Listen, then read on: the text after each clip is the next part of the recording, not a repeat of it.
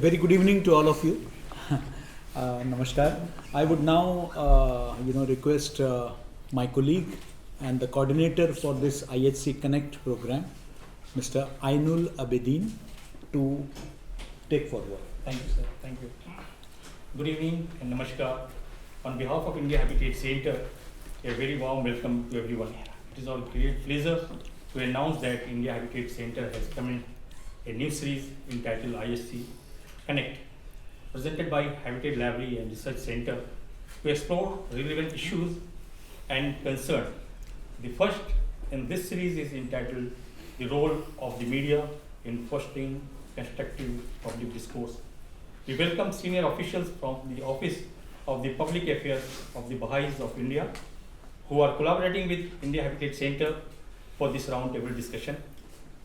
We also welcome all the esteemed participants who have spared time to participate in this roundtable discussion on a very significant issue.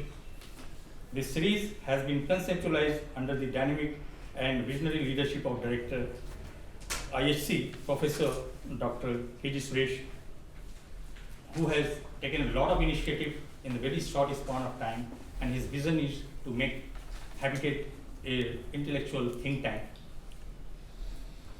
We look forward to hosting more such discussions in future also. Professor Dr. Suresh, Director IHC, will be moderating the discussion. Now, may I request Dr. Arsh Fazli, Director Bahá'ís Office of Public Affairs, to present the concept of the discussion. Yeah, please. Five Sir. minutes. Yeah? Can I sit here or should I? No, please come. I sit here, no? Yeah, Okay. yeah, fine. So, my greetings to everyone who has taken time out today on this very busy. Usually Fridays is busy on many counts. No, today it's a very special occasion. I see so many senior journalists. Aditi has just come, Prashant I see, and our editors from Indian Express and other papers are here. It's really impossible. Today Mr. Putin is here. And in fact, this hall would have been filled to the brim, but for the fact that at least 5 to 6 last minute cancellations. People hung on to it, I mean, Alok Mehta ji just sent me a message that I've been asked to conduct a program on this Putin visit. So, a lot of people are missing out. Yes. No, a lot are here also. Also, Yes. That's why we are grateful to all the people who made it, Otherwise, yes. So, and of course, we are very grateful to Dr. Suresh and his team here. We have been, the Office of Public Affairs of the Bahá'ís of India has been collaborating with Professor Suresh in this discourse on the role of the media in fostering constructive public discourse for, I think, now nearly a decade. Over a decade.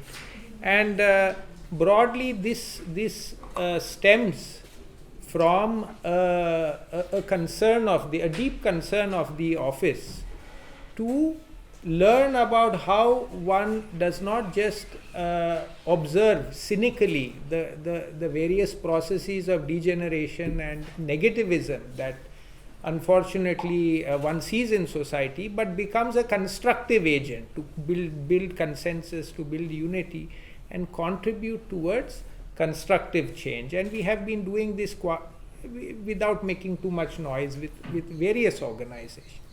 Just to very briefly introduce the theme that the Bahá'í Office of Public Affairs with the assistance of Professor Suresh has conceptualized for today's discussion.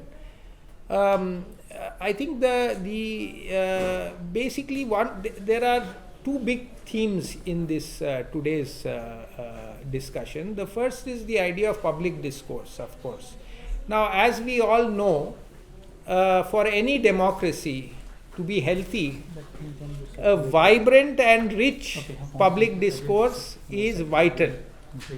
It is through the interchange of ideas, of opinions that happen in public discourse that a collective vision is arrived at, where all of how does a society become a society? How do we create one sense of identity, through one of the mechanisms is through the sharing of a common vision, which becomes possible through a constant process of an exchange of ideas, clarification of ideas, and a renewal of our basic values. Because at the center of a sense of collective is the sense of values that underpin our identity. So public discourse on the one hand creates that space where this becomes possible.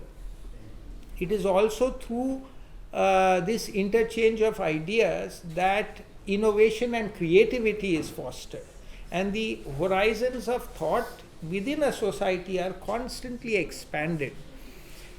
It is through such open and constructive interchange of perspectives that public policies can involve the citizens, and one can gradually begin to create an environment where there is a sense of trust between institutions and citizens and communities, which as we all will agree is the foundation for democratic society. This sense of good faith, of trust, and of a sense of common purpose.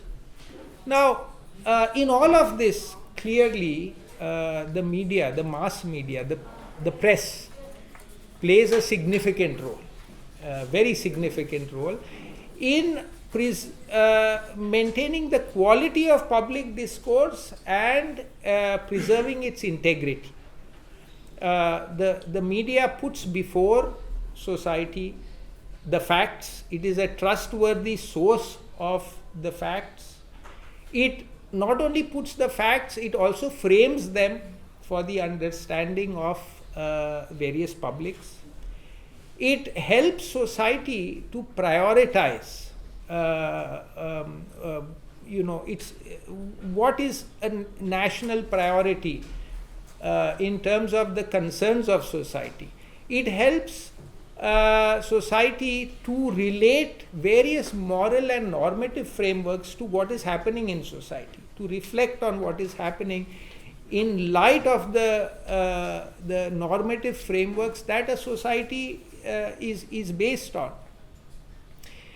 The media also provides a dialectical space where members of society and experts and policy makers can deliberate on issues of the common good.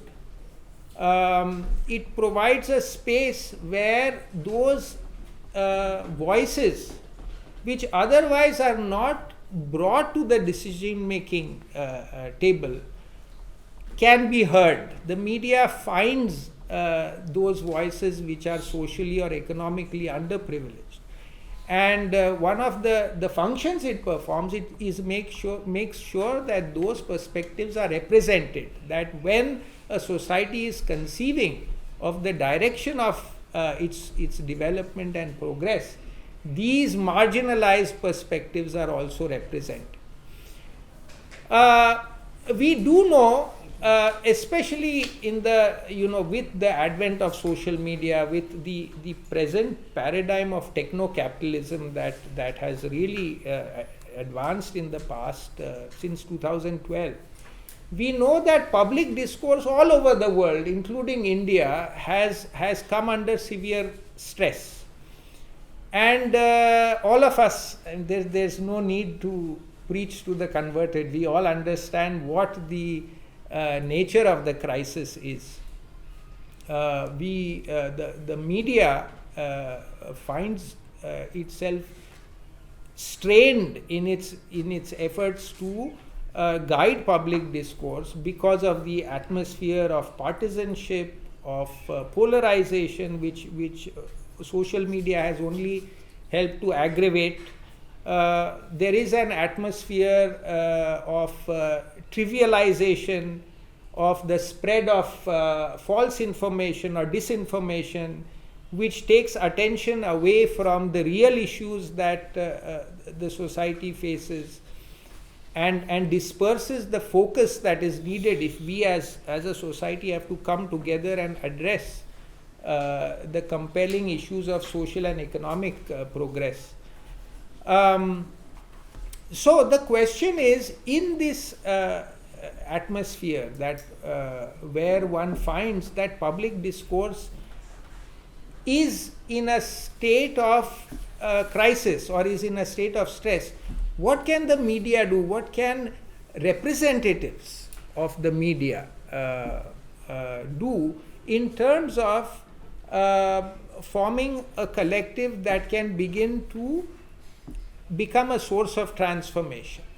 And the purpose of convening groups such as these, the Office of Baha'i Office of Public Affairs has had other gatherings like this, and we are very hopeful that many promising insights will emerge from this roundtable as well. The purpose is really to bring together a group of practitioners in the field to reflect profoundly on the state of the media that we see today, and what can be done, and how the media can perform its significant role in terms of being a trustworthy guide to public opinion.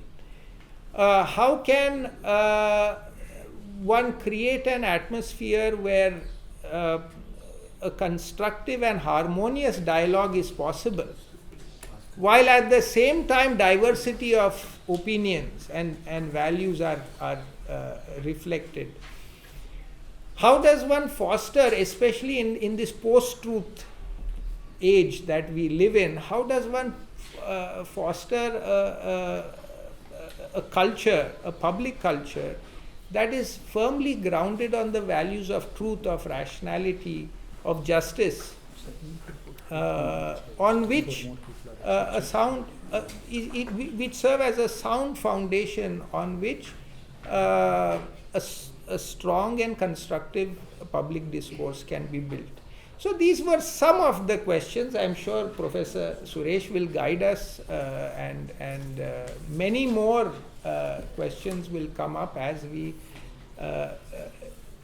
let the discussion flow. With these initial remarks, I turn the stage back to Professor Suresh. Thank you, Dr. Fazli. Now I will request Director India Heritage Center. So just take this discussion forward, and of course having their own viewpoints also. Thank you. Thank you, Ainul. Thank you, Dr. Fazli. And thank you everyone for joining this very important discussion today. To give you just a brief background, because the whole idea is participation, not long lectures. We want everybody to speak on this very important issue. But just to give you a background, over the last 7 months since I've taken charge, we have been trying to turn this into an intellectual hub. And we have taken several steps in this regard. The establishment of the Bharat Bodh Kendra was the first major step, the whole idea being that we want to inform, enrich both our members and the public at large about India's rich civilizational legacy, heritage and history.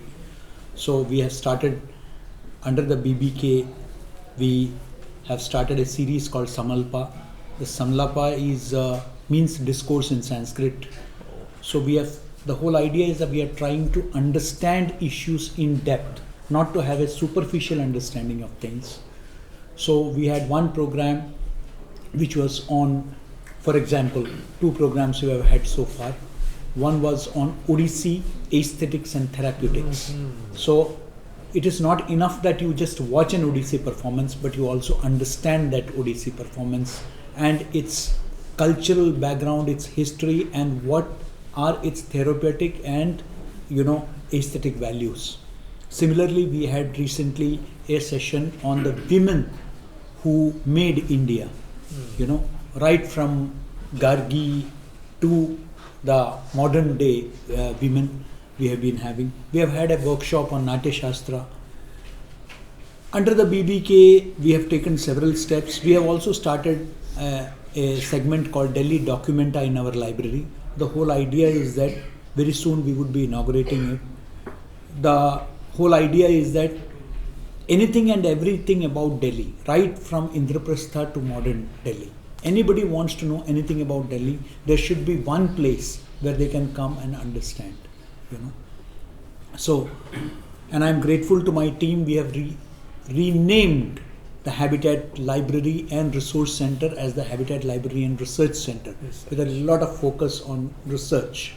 And we have started a quarterly online newsletter called Sambhashan, and very soon we will be starting the IHC journal also. Like you have in IIC and other institutions, we are going to launch our own journal. So a lot of such steps have been taken. But we thought that we also need to get into tie-ups because we don't have the expertise in every field. So one such initiative, and I'm glad that Mr. Amitabh Srivastav, who is a well-known journalist, senior journalist, who has worked with Hindustan Times and big newspapers, leading newspapers in the past, we were able to connect, and we are collaborating now with Prayas. Prayas is a well-known NGO, particularly working on habitat-related issues with regard to street children and others. So every month we are having a discourse on different dimensions of the social sector. This is the second such talk on media-related issue. The first one was on the role of media in social sector. Yes, again I had the good fortune of moderating that, and we had Mr. Amod Kant, who is from Prayas. Similarly, we have a tie-up with Heal Foundation to talk about health-related issues. That we are having every month. We are having this series. We are going to have from coming December 17th. I can tell you, you are all cordially invited. We are going to launch the India Habitat Center, Indian Council of Philosophical Research, ICPR, IHC ICPR Study Circle. And this is going to talk about the different aspect of Indian philosophy. And we are going to get the leading names in Indian philosophy to speak on this. And the first speaker would be the Vice Chancellor, Honorable Vice Chancellor of the Central Sanskrit University, Mr. Srinivas Varkhedi, Professor Srinivas Varkhedi, who will be here, and Professor Sachidananda Mishra, Member Secretary of the ICPR, will also be the chief guest. So we have been planning back to back a series of initiatives. And as Mr. Fazli rightly put it, even when I was at as Director General at the Indian Institute of Mass Communication, we worked closely with the Office of Public Affairs of the Bahá'ís of India. We had organized a similar event. I think Amitabh was there and that also. We had a lot of people, and we had that where the focus was on how media reports religion or religious issues. And in fact, we came out with a guideline, so to say, on how we should be covering religion. That was that. So why I am mentioning this is that these are not just kind of seminar-like talks. What we do is that actual, inputs are collated and then put it in the form of a guidebook. So how we can do it? So after I joined, they met me. It just occurred to me that we should have not just on culture, civilization, health and others that we are having, but also on a lot of related issues. So that is how we decided to go in for IHC Connect, which is going to talk about contemporary issues, socio-economic. We avoid politics here, though politics is part of everything, but straight away we don't discuss politics generally. And socio-economic, cultural, environmental issues we will be discussing under IHC Connect. So the first in the series was this collaboration, where the whole idea was that everybody is certainly concerned about media. Whenever you go, people talk, and in a democracy it is but natural. And there are a lot of factors for it. It is not just political. There are economic factors, the corporatization which has taken place, the technological factors, the democratization of the media which has happened, the social media playing a big role. Dr. Fazli mentioned about, the trivia that's appearing, the superficiality of the media, how the important issues are being marginalized. So we thought that we should have a bouquet of, media persons from different backgrounds. Yeah. So on the one hand, we have very senior journalists here. I mean, Mr. Gondal is here. He was my mentor. I joined his, his newspaper was the first which I joined over 3 decades back. And on the other hand, I have my own student who is here, Ashutosh. So mentor is there and student is there. And we have people representing television. We have people representing the print media. I mean, we have people representing the public broadcaster, which is a major voice on developmental issues. So Smita Mishra is there. She is an advisor to Prasar Bharati. She is present here. We have, people, leading people from, as I said, that the idea was that many more people were expected today, but due to Mr. Putin's visit, a lot of people had to drop out at the last moment. So we have Mr. Rakesh Khar has joined. He is heading TV9, which is again a big platform. In the print world, we have from Indian Express, our friend is there. Aditi is there from Tribune, and then the senior journalists like, Dineshji, is there. And we also have, the regional channels, how they perform, because they also have a say in that. So, if in South regional channel means Asianet, and the face of Asianet in Delhi is Prashant Raghuvanshi, he is there with us. We have the language media, which is going to, how can we ignore the language media, which is perhaps the, so we have a lot of people from Ashutosh to, Amlesh. Amlesh also represents the National Union of Journalists and the Delhi Journalists Association. So he is also a media trade unionist. So somebody from the media trade union. So it was difficult, then the youth, the university youth, what do they think, So Mr. Dhanraj Giri is there. Then somebody working only on positive aspects of media, Mr. Uday Manna, who has been he's a one-man army working on, on positive media. So I can name everybody. Podcasting, Murtaza. He is a film critic, he's a podcaster, handling so many diverse things. So you have, people from, and if the others also, some people have messaged me that they are on their way. A young anchor from Z, Shivangi Thakur, is on her way. She should be joining us anytime. Anurag Batra, who is a media entrepreneur. So he will be joining us soon. So, the business part of it. So I wanted every shade of opinion to come on this table, but we have paucity of time. Today was the day because there is a delegation of Bahá'ís from Nepal who are visiting us, and so Nilakshi told me that today is the only option because they would also like to see that. So otherwise today, though no other venue was available, so I said that take my boardroom. That is how this meeting is happening, in my boardroom. So friends, I don't want to say much on this subject. He has already, I am the moderator, so my humble request to each one of you is that we want participation from all of you, but we would really appreciate if you can confine it to 2-3 minutes, the bullet points, so that everybody gets an opportunity, and then some discussion, and then we conclude. That is the whole idea. So yes, media educators like Professor Sajal Mukherjee is there. He is the director of the APJ Institute of Mass Communication. So media education is also covered. So look at the diversity that we have covered in this entire thing. So thank you, for Nilakshi, Carmel, the entire team present here, for facilitating this with us, for joining hands with us.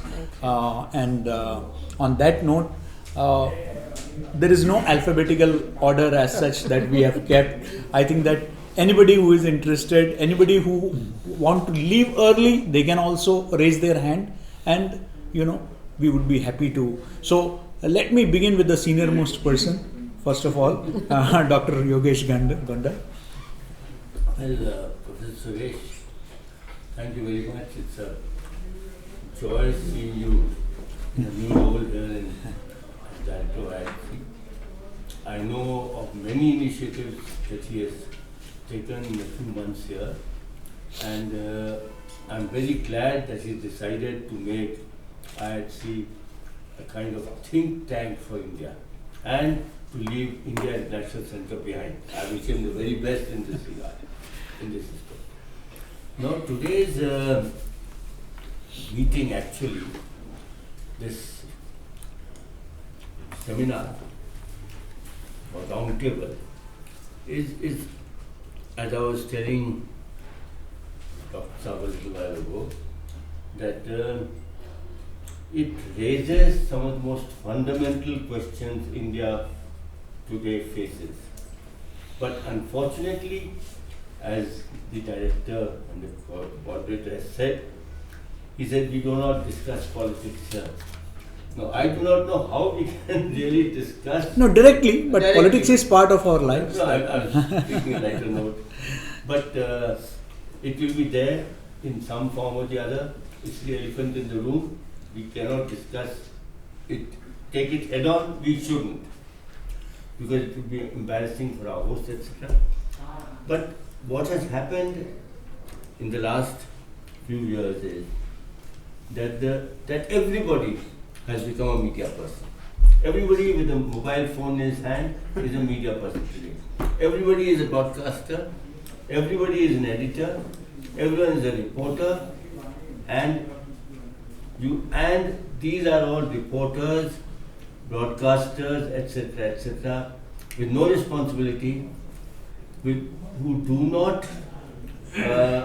are not accountable either to the readers or to a so-called management or an editorial board or anything. They can write and broadcast and publish whatever they feel like, being wherever they are, whether in the bedroom or in a boardroom or wherever they can, or in a coffee house or in a college or in school even. They can write whatever they like, and it becomes part of social discourse. Now, in the traditional media, if I may say so, in the traditional media, there is always some kind of an editorial board. There is an editor. There is a process of cross-checking. When a story is written, it goes through certain channels, certain some authorities of some kind who cross-check it. The editor at the end of the day has a sense of responsibility as to the veracity of the story. They have a responsibility if somebody is quoted or something is written about against a certain person, to get his or her opinion, to try to cross-check and to give the other person a chance to speak.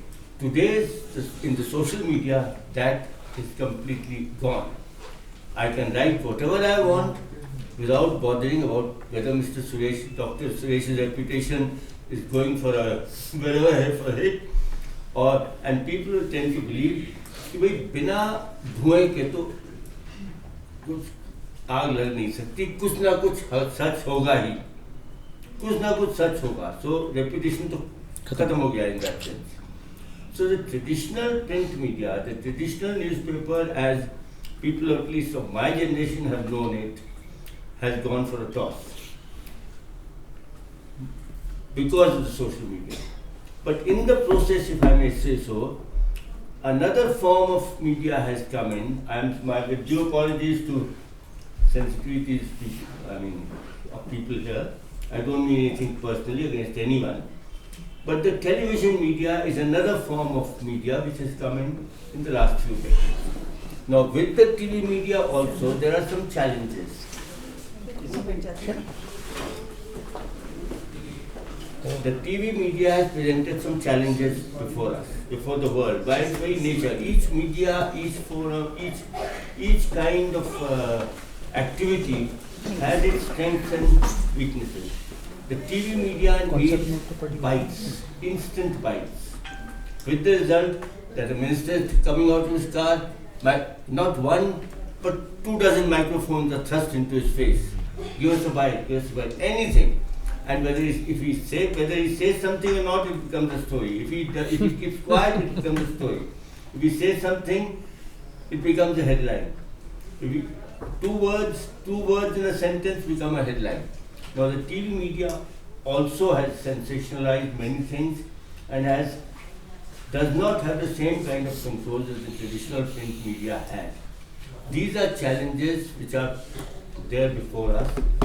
And what should the media do? How does the media? But on the other hand, social media has another aspect. That aspect is that it has given a voice to everybody. That means that a lot of things cannot be hidden under the carpet. They come out there. Everybody has a voice, and you cannot hide anything today. You can control big media, government can control big media, government can control TV channels, government can do many things. The state, I'm not talking of India, I'm talking the world. The state can do many things, but it cannot control social media to the same extent. So the social media is both a great instrument of democracy, of freedom of speech, but it also poses certain very big dangers. The challenge is how to balance these. So there are many things, and there is several challenges. Another challenge is of the judiciary. You see, no democracy can exist unless there is a strong and independent judiciary. If I stand up tomorrow and say something, who will protect me? It's only the judiciary.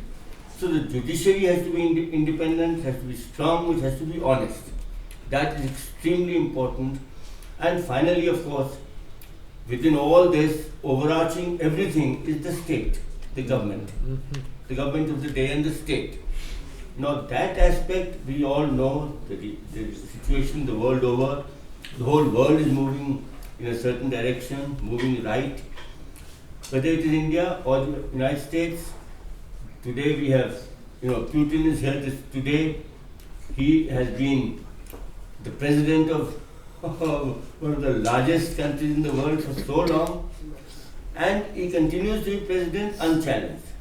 You have the leadership in China, you have Trump who's got elected despite many things, and whom, if soon after election, we find that all polls are currently most polls are against him, but he continues to be president. Having been once elected president, he has almost supreme powers. He can do whatever he likes, and he's like if I may say so, a 12-year-old boy or 8-year-old boy, child, who goes into a toy shop and says, I want this particular toy.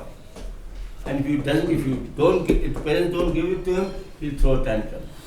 Now, if the gentleman concerned wants something, he doesn't get it, well, he throws a tantrum and he plays with world politics, with world trade, and so on and so forth. So these are some challenges, and of course I think I've exceeded my time. Thank you so much. Thank you. You are the first speaker. First speaker certainly has certain liberties. But in the meantime, again, as I said, the positive part I spoke about, and we are also joined by Shehla Nigar from Doordarshan.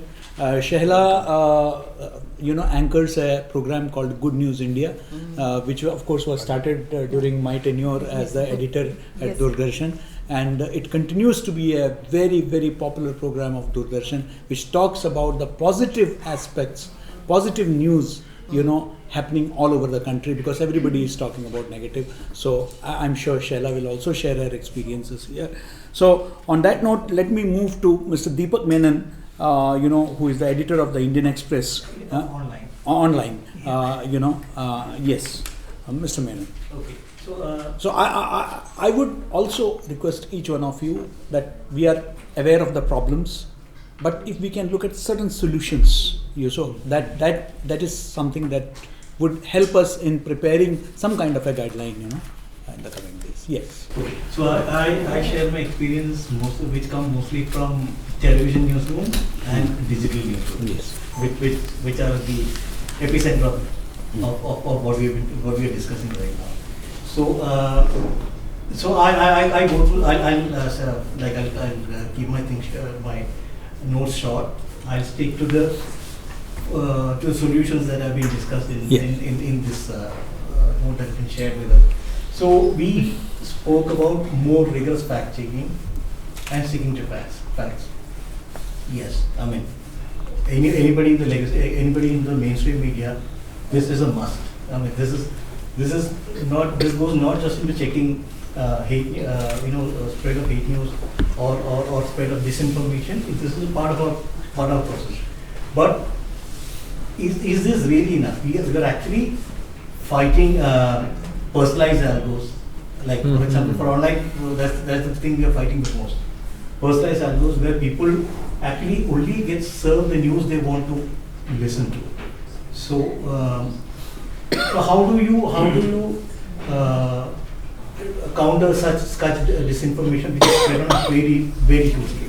One of the things I could suggest is that when we counter this, we stick to the statement of the DA rather than on the person or the group that is spreading the disinformation. So once we crank down the temperature, once we stop name calling, counter name calling rather, then it fosters a healthy public discourse. So the moment the deed and the statement is countered rather than the people and the person, and the discourse is kept to a civil level, then it solves part of the problem. Foster more plurality and representation. Yes, that's not just part of the media, that's part of democracy. Of course, we have to do. But then, what if the diversity itself is the one that's being attacked? It's much easier to sell uniformity than unity. What if the diversity itself is being attacked? I would propose that the voice countering such hate, of course it has to come from different sources, but it should also come from a place of empathy and a greater good rather than just identity. So it should be across the spectrum. So that's the second part, and there are a couple of other things which media organizations can do. Because one of the reasons why, the Oxford University Press's word of the year is rage bait, and so we are holding this discussion at a very, very timely thing. So why is rage bait so popular, so widespread? Because of the simple reason is because of the return on investment. It's much easy to do. It sells well. People click more TRPs, more page views. So I would say if organizations start serving more purposeful news in a language which is accessible to the a lot of common people, rather than just a particular elite of people who can understand that particular thing, then we may get more people to tune into purposeful content. And frankly, I feel it's a insult to the intelligence of people when we start believing that they just only junk news or hate news. So that's another solution I would suggest. And the last point I would make is to the larger media ecosystem, which includes organizations, civil society, etc. Acknowledge and reward good work. Hate is mimetic. Let's make good journalism also mimetic. Thank you. Thank you so much, Mr. Menon. And now you have spoken about language. and we have representatives of the language media here. So first I would like to request Prashant Raghuvansham from Asianet Television to present his views, and then I would come to कि Hindi media का इस पर क्या विचार है, तो अमलेश जी से अनुरोध करूँगा. काफ़ी पुस्तकें भी लिखी है अमलेश जी ने, और अमलेश जी जनसत्ता के प्रतिनिधि हैं. तो पहले एशियानेट एक दक्षिण से हम एक व्यू पॉइंट ले लेते हैं और उसके बाद अमलेश जी. जी. Thank you, Suresh ji. And firstly, I extend my sincere thanks to Shri Suresh ji, Director of the Center, for giving me this opportunity to speak on an important subject related to media. I have known Suresh ji for last 25-26 years in Delhi and have closely observed his valuable contributions as a professional journalist and academician, and now, of course, as the director here, and he was in Doordarshan also. Truly happy to see him leading this institution and also bringing out many changes and making it as a hub for innovative work aimed in improving many things in the society. So best wishes. Thank you so much. And also I thank. You're also an esteemed member here. Yes. So I also thank Bahá'í Office of Public Affairs for their involvement and conducting such discourses. So actually, as he told, I am representing a regional news channel, and I have been working with Asianet News Channel, which is in Malayalam and also in Kannada. And we have completed 30 years recently. It is one of the oldest private channels in India. So I will start with the importance of regional media. When we think about media, it is essential that we include regional news media in all the discourse, I think. Because public debate in India cannot be shaped solely by the English language media. Regional newspapers and TV channels in fact enjoy far deeper reach and penetration, I think, at the grassroots level, as Smitaji may know, than many of the outlets which are often labeled as opinion makers. So every week we TV channels look at the TRP ratings. So in the first 25 channels there will be never any English channel. There will be only Hindi channels and regional media channels in the first list of 25. For those who believe in TRP ratings. Then strengthening self-regulation and monitoring. The system of self-censorship and monitoring within the media ecosystem, I strongly support that than government regulating the media or government controlling the media from some point. There is an urgent need for greater unity and consolidation actually in this process. Because in the visual media sector, there are multiple monitoring committees functioning at the same time. I had the privilege of serving on one such committee, and that committee, when I was serving, that was headed by Justices R.V. Devendran and also now Justice A.K. Sikri, and where we examined viewers' complaints regarding TV channels, and we were taking actions also. That committee is taking actions after a quasi-judicial process inside that, yes. But there are two or more committees like that, because there is a difference between the media organizations. So there is one monitoring committee under Justice A.K. Sikri, there is another monitoring committee under another retired Supreme Court judge. So there is no unity in that media monitoring also. If we can bring that unity, and as an important person who can influence the government, Suresh ji can also put forward this point to the government, so that there will be some regulation in a uniform manner. Then the challenge of regulating social media, I think many people have touched that point. It's a very complex issue. Traditional media often find themselves compelled to react to social media. That is the main issue. I think television channels are also facing. Whenever something comes in social media, then traditional media or television channels are also running without checking facts. So that is creating issues. And even in the religious, as I told earlier, it is creating religious animosity between people, or between religion. There is a lot of issues happening because of that. I think we need more monitoring and better regulatory mechanisms, but not bans or blanket blackouts, even in the social media. we have been seeing this in some other parts of the world, and that is creating issues like what we saw in Nepal recently. So a complete ban or blanket blackout is not required, I think, in that field. But regulation, of course, has to be improved in many manners. Then bringing rural India back into discourse is another thing. In India, earlier the rural India had a very important role, I think, but now rural India is not represented in the television channels or media anymore. Except maybe the public broadcaster. Yes, public broadcaster, of course. Doordarshan and Sunset TV, Yes. they are making many programs. That's Yes. a great thing. I think we need more media presence in the rural areas. City-centric coverage is often preferred because advertisers focus on urban audiences. With new rules coming into effect regarding the BARC ratings also, I think government can propose something so that the rural coverage can improve and the television channels can be encouraged to carry more rural news. And on the fact of religion, I think whether media should take part in religious discourse or whether media should be part of any religious group, that is a different choice.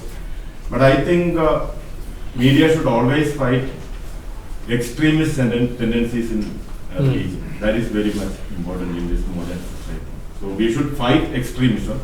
Whether we should take one stand or other stand, that is left to media, and that will only depend upon the media organizations and as well as regulations by the government. Because on many occasions, including I remember during the Ayodhya verdict, there were regulations by the government that how it should be reported. Yes. So in such instances, there should be involvement of the government and directives from the government so that even COVID.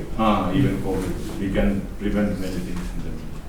So I think this discussion can be taken forward, Thank and thank you very much. For Thank you, Prashantji. Very valuable inputs, and I'm sure that Mr. Rakesh Khar would be having some view on it, with regard to government guidelines and all that. But before I come to that, Amlesh ji, आप अपना संक्षिप्त में विचार रखें.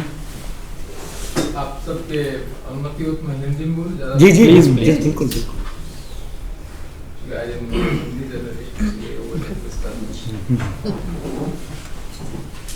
ये जो विषय है, जो आपने विषय रखा है, जो सब्जेक्ट रखा है आपने, मीडिया का रोल क्या है? 90 में याद आ रहा है, मेरी कॉल कर रहा था 96 में जब मैं दिल्ली आया था तो सत्तू हाउस में एक प्रेस इंस्टीट्यूट ऑफ इंडिया हुआ करता था और अजीत भट्टाचार्य जी उसके डायरेक्टर थे। तो जो मैं आया था बिहार किसी गांव से, तो अजीत दास से पढ़ते था, हमारे फादर वहाँ के गांधीवादी हैं। तो मैं गया तो अजीत ने कहा कि आपको कुछ काम करना है। उन्होंने कहा क्या करना है बताइए। तो उन्होंने कहा आपको एक काम करना है, आपको मैं रहने की व्यवस्था दूंगा, खाने की व्यवस्था दूंगा। यहाँ आपको काम करना है कि ग्रास रूट लेवल की जो न्यूज है उसको सिर्फ मार्क करना है आप, और दुनिया भर के अखबार और पत्रिका जो है प्रेस इंस्टीट्यूट बनाता है उसमें। तो मुझे वो काम दिया गया उस दिन से, मुझे याद है 96 में कुछ ही दिन मैंने किया वो काम, 98 में चलता। तो मुझे लगता है कि मीडिया जो है ग्रास रूट चीजों को भूलता जा रहा है। जिस बात से हमारा देश आजाद हुआ, या गांधी जी ने जिसकी लड़ाई लड़ी, मुझे ये कहने में कोई दिक्कत नहीं है, कोई गुरेज नहीं है, उसी को हम खाओ पियो और मौज करो की तरह जो है मीडिया की उपयोग कर रहा है। जो अमेरिकी उपनिवेशवाद था, जिसका हमने विरोध किया था, उसी को हम मान रहे हैं और मीडिया भी उसी को लेके चल रहा है। आज मीडिया का सोशल इम्पैक्ट क्या है, मीडिया क्या दिखा रहा है? हम जब कोई ऐसी स्टोरी, मैं अभी एक केजी हमारे मेंटर हैं और हमारे एल्डर ब्रदर हैं, मैं आईएमसी में जाता हूँ गेस्ट टीचिंग पढ़ाने के लिए। मैंने देखा कि सिर्फ सॉल्यूशन बेस्ड जर्नलिज्म पर कोई चर्चा नहीं कर रहा है। मीडिया सिर्फ प्रॉब्लम को खड़ा कर रहा है, सॉल्यूशन क्या हो, सॉल्यूशन क्या होना चाहिए, इसको हम भूलते जा रहे हैं। इसी संदर्भ मुझे याद आया जब मैं अपनी किताब पढ़ रहा था, तो मैं 2-3 किताबें ऐसे ही लिखी है शौक से। और हम बहादुर मेरे बारे में कहते हैं कि वो जनसत्ता में कम है, समाज में ज़्यादा है। तो मेरा अपना एक्टिविटीज रहता है कि कुछ और भी किया जाए। तो मैंने देखा कि 2007 में जो इंडियन एक्सप्रेस का अवार्ड होता है जर्नलिज्म में एक्सेलेंस अवार्ड, उसमें एपीजे अब्दुल कलाम ने कहा कि 1999 में जब वो इजराइल गए तो वो बैठे हुए थे, तो उन्होंने देखा कि टीवी पर एक खबर चल रही है कि हमास में कुछ बंद हो गया है, वहाँ कुछ झगड़ा हो गया, लड़ाई हो गई और कुछ सैनिक भी मारे गए थे। तो सामने देख रहे हैं कि उनको बड़ा ये लगा कि यार ये गलत समझ में यहाँ आ गया।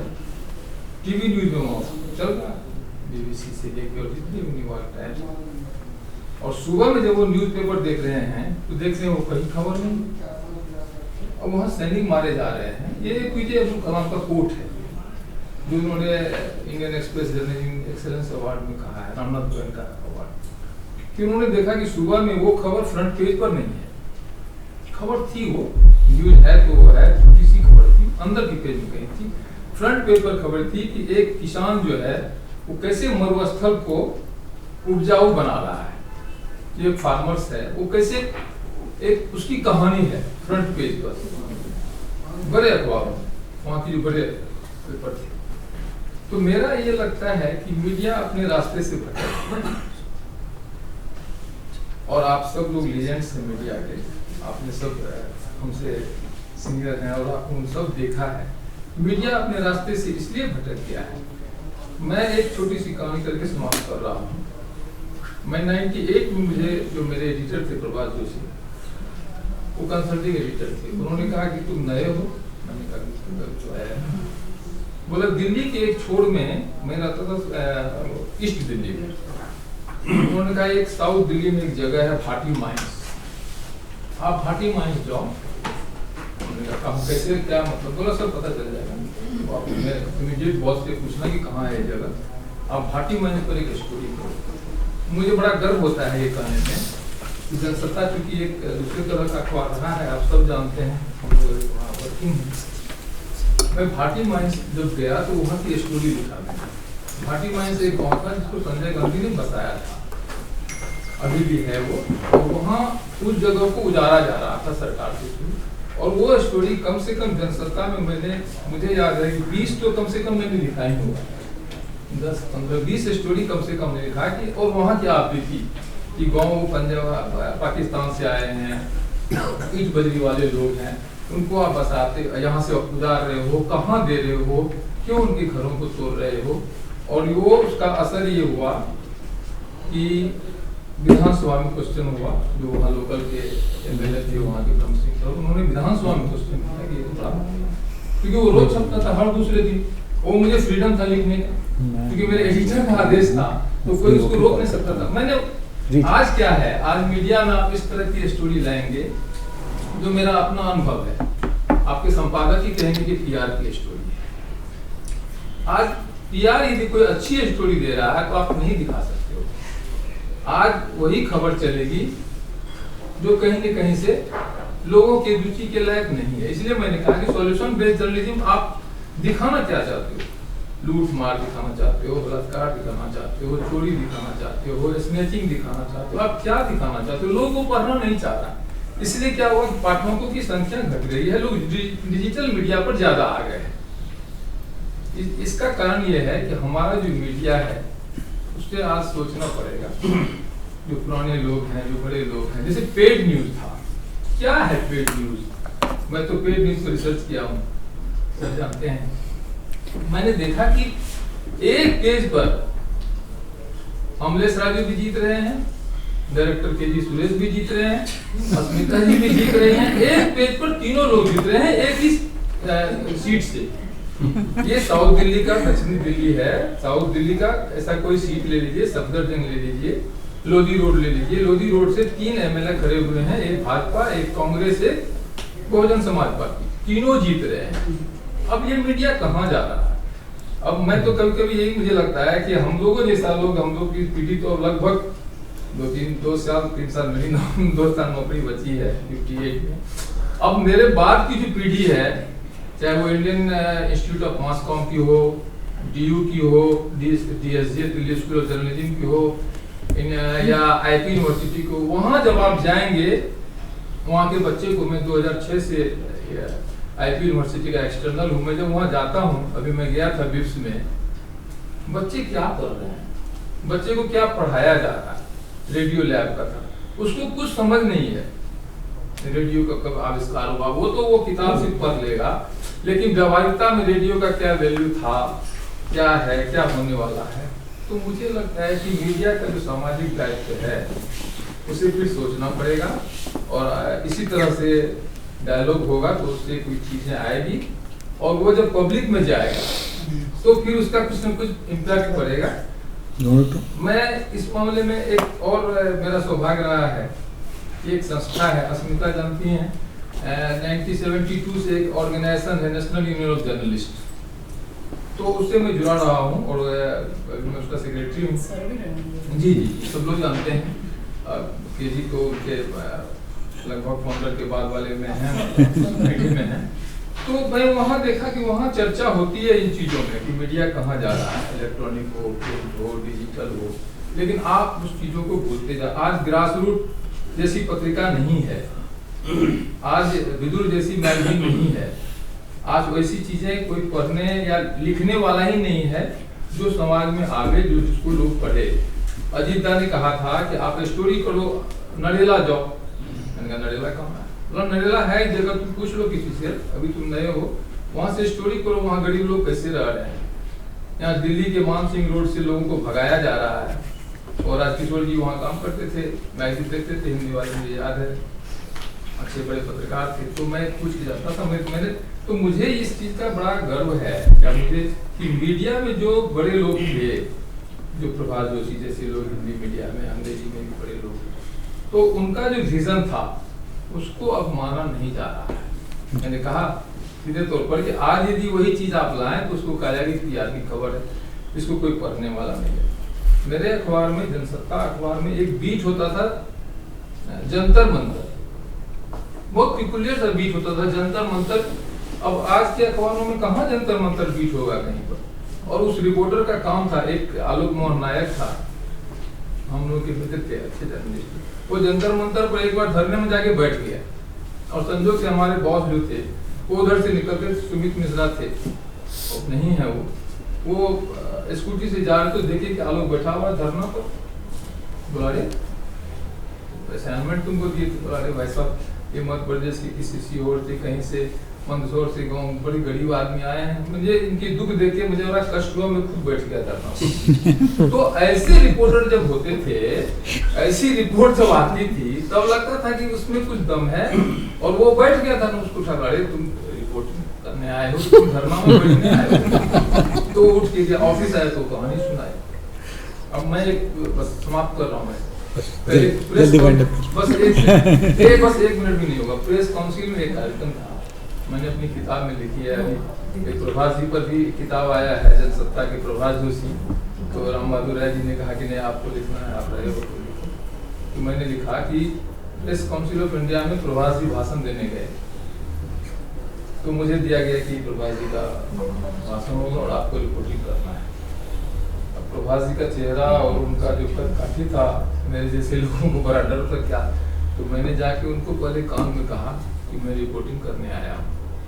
वही इनफैक्ट वो पटना से मुझे लाए थे दिल्ली, तो बोला ठीक है बहुत अच्छा। और जब वो ऑफिस आए तो मैं फिर जाके उनको कहा कि एक बार जरा आप देख लेंगे कि क्या लिखा है।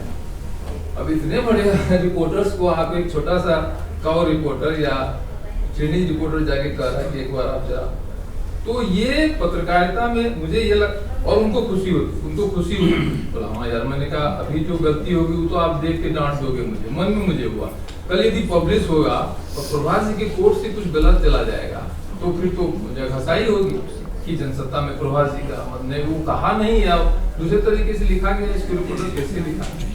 तो ये सीखने की प्रवृत्ति भी नहीं है, जानने की प्रवृत्ति भी नहीं है, और चीजों को परोसने की रखने की प्रवृत्ति भी नहीं है।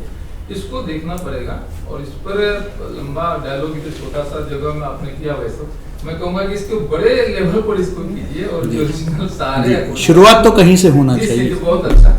सीनियर जर्नलिस्ट हैं जी। वो आवे और अपनी बात जी। रखें और उसके ऊपर धन्यवाद। बहुत महत्वपूर्ण बिंदु आपने रेस किया है, हालांकि आपने लाइटर वेन में रखा, लेकिन बहुत ही महत्वपूर्ण जब आपने जंतर मंतर में उस पत्रकार के बैठने की बात कही, that was the kind of journalism we used to do. We had journalists from Indian Express who got themselves jailed to understand how Tihar jail worked. Those stories भी हम लोगों ने अश्विनी सलीम है ना, तो ऐसे जर्नलिस्ट भी मतलब इसी शहर में होते थे। हाँ, नहीं, he fought, he deliberately created a ruckus to get himself arrested. बिल्कुल, बिल्कुल। I'm sure the younger generation, Shivangi Thakur has also joined from Z News. We will all have a perspective. Amitabh ji, आप अपना perspective, but the fact is that अभी तक अच्छा, मैं बिल्कुल छोटा, मैं वेरी ब्रीफ। जी जी बताइए।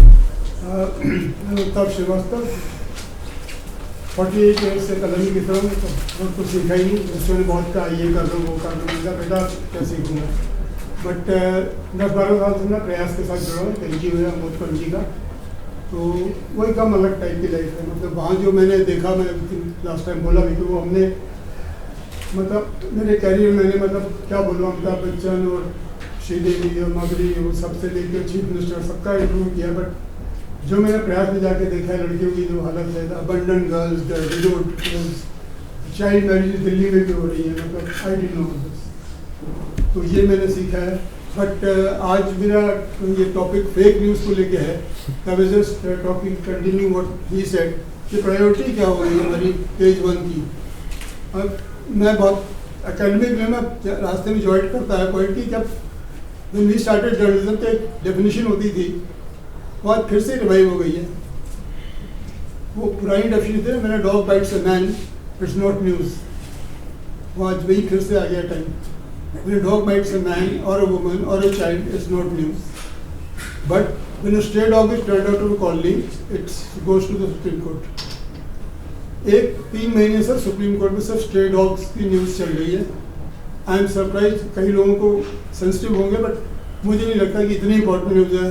उसके बाद दूसरी न्यूज़ अगर पेज पर आती है इलेक्शंस की आती है। Very blunt on this.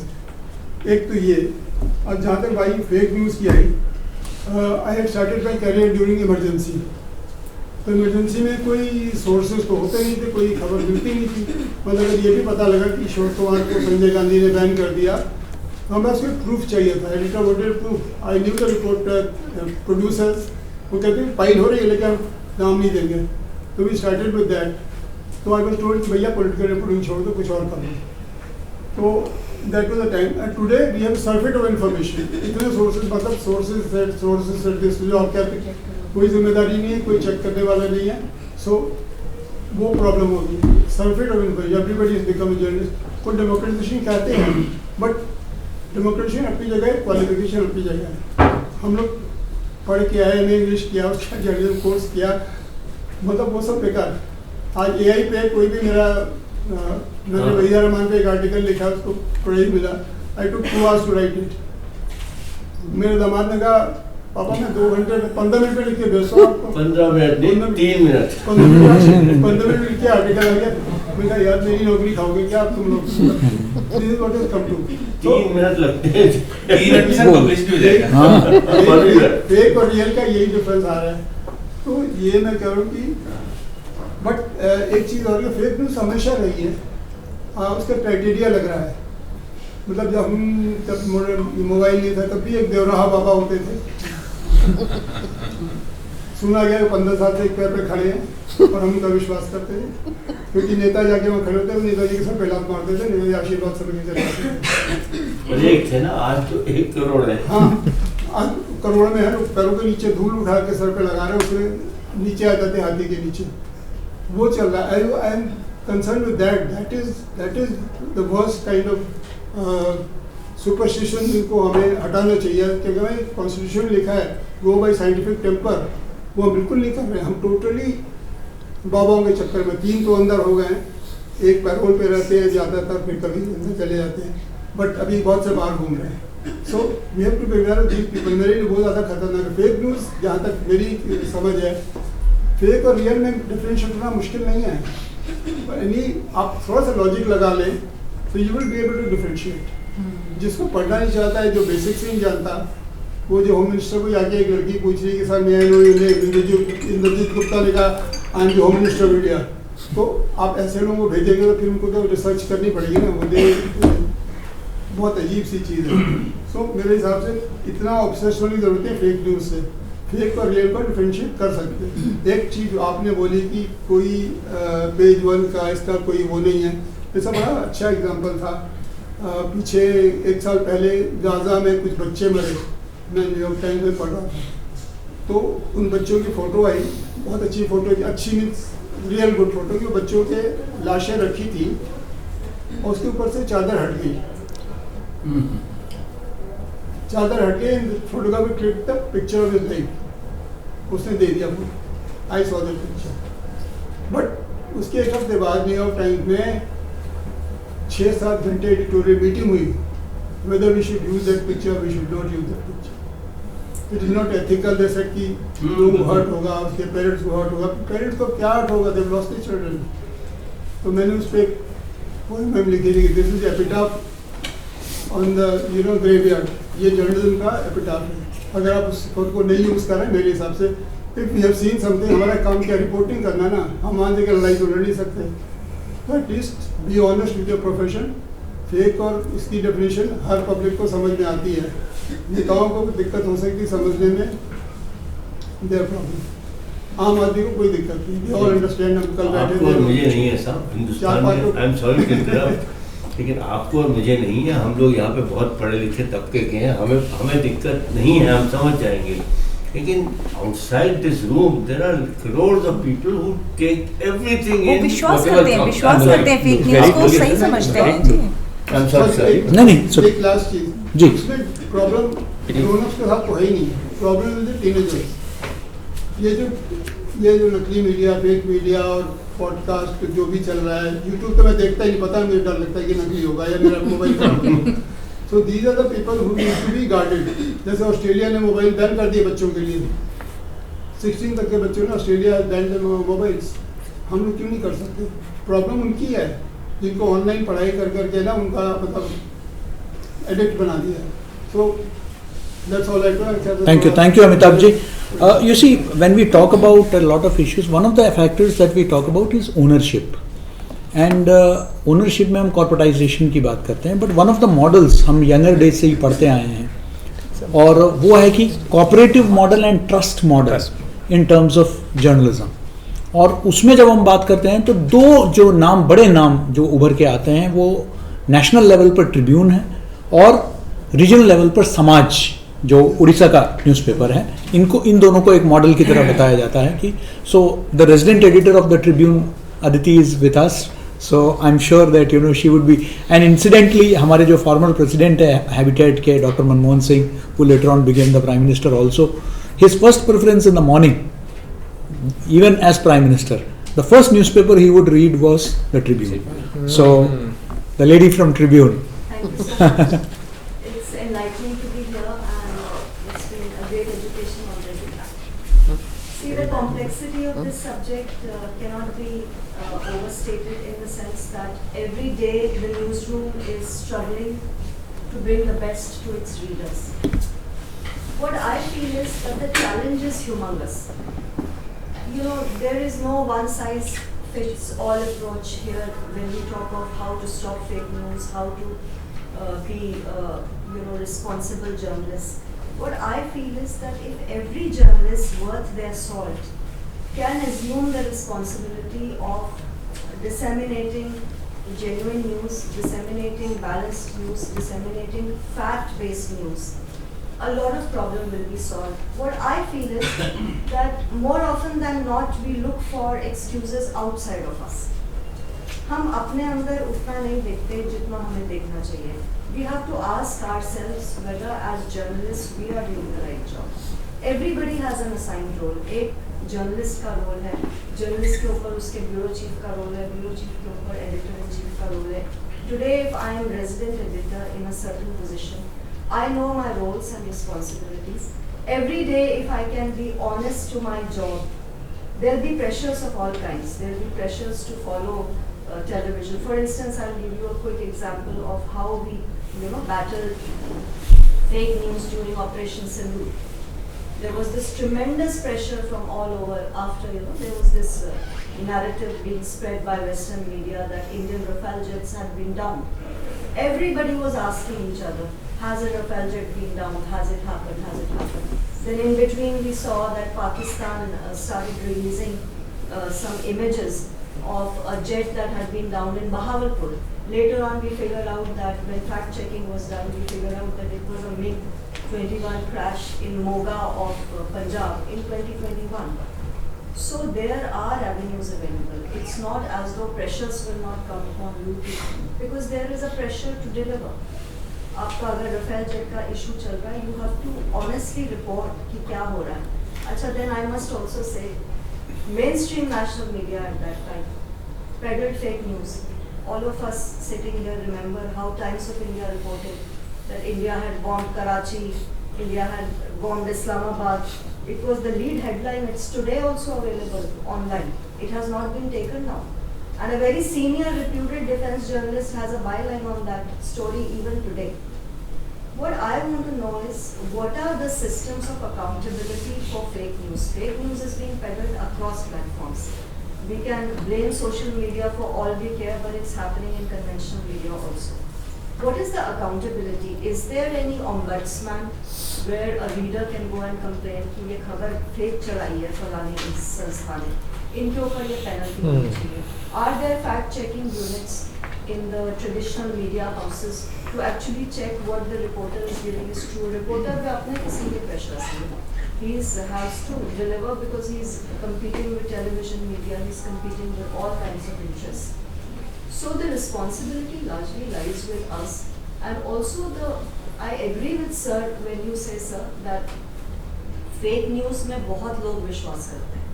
So it is very important to define fake news. There's no definition of fake news. We are sitting in this room debating something that's not even covered by law in the country.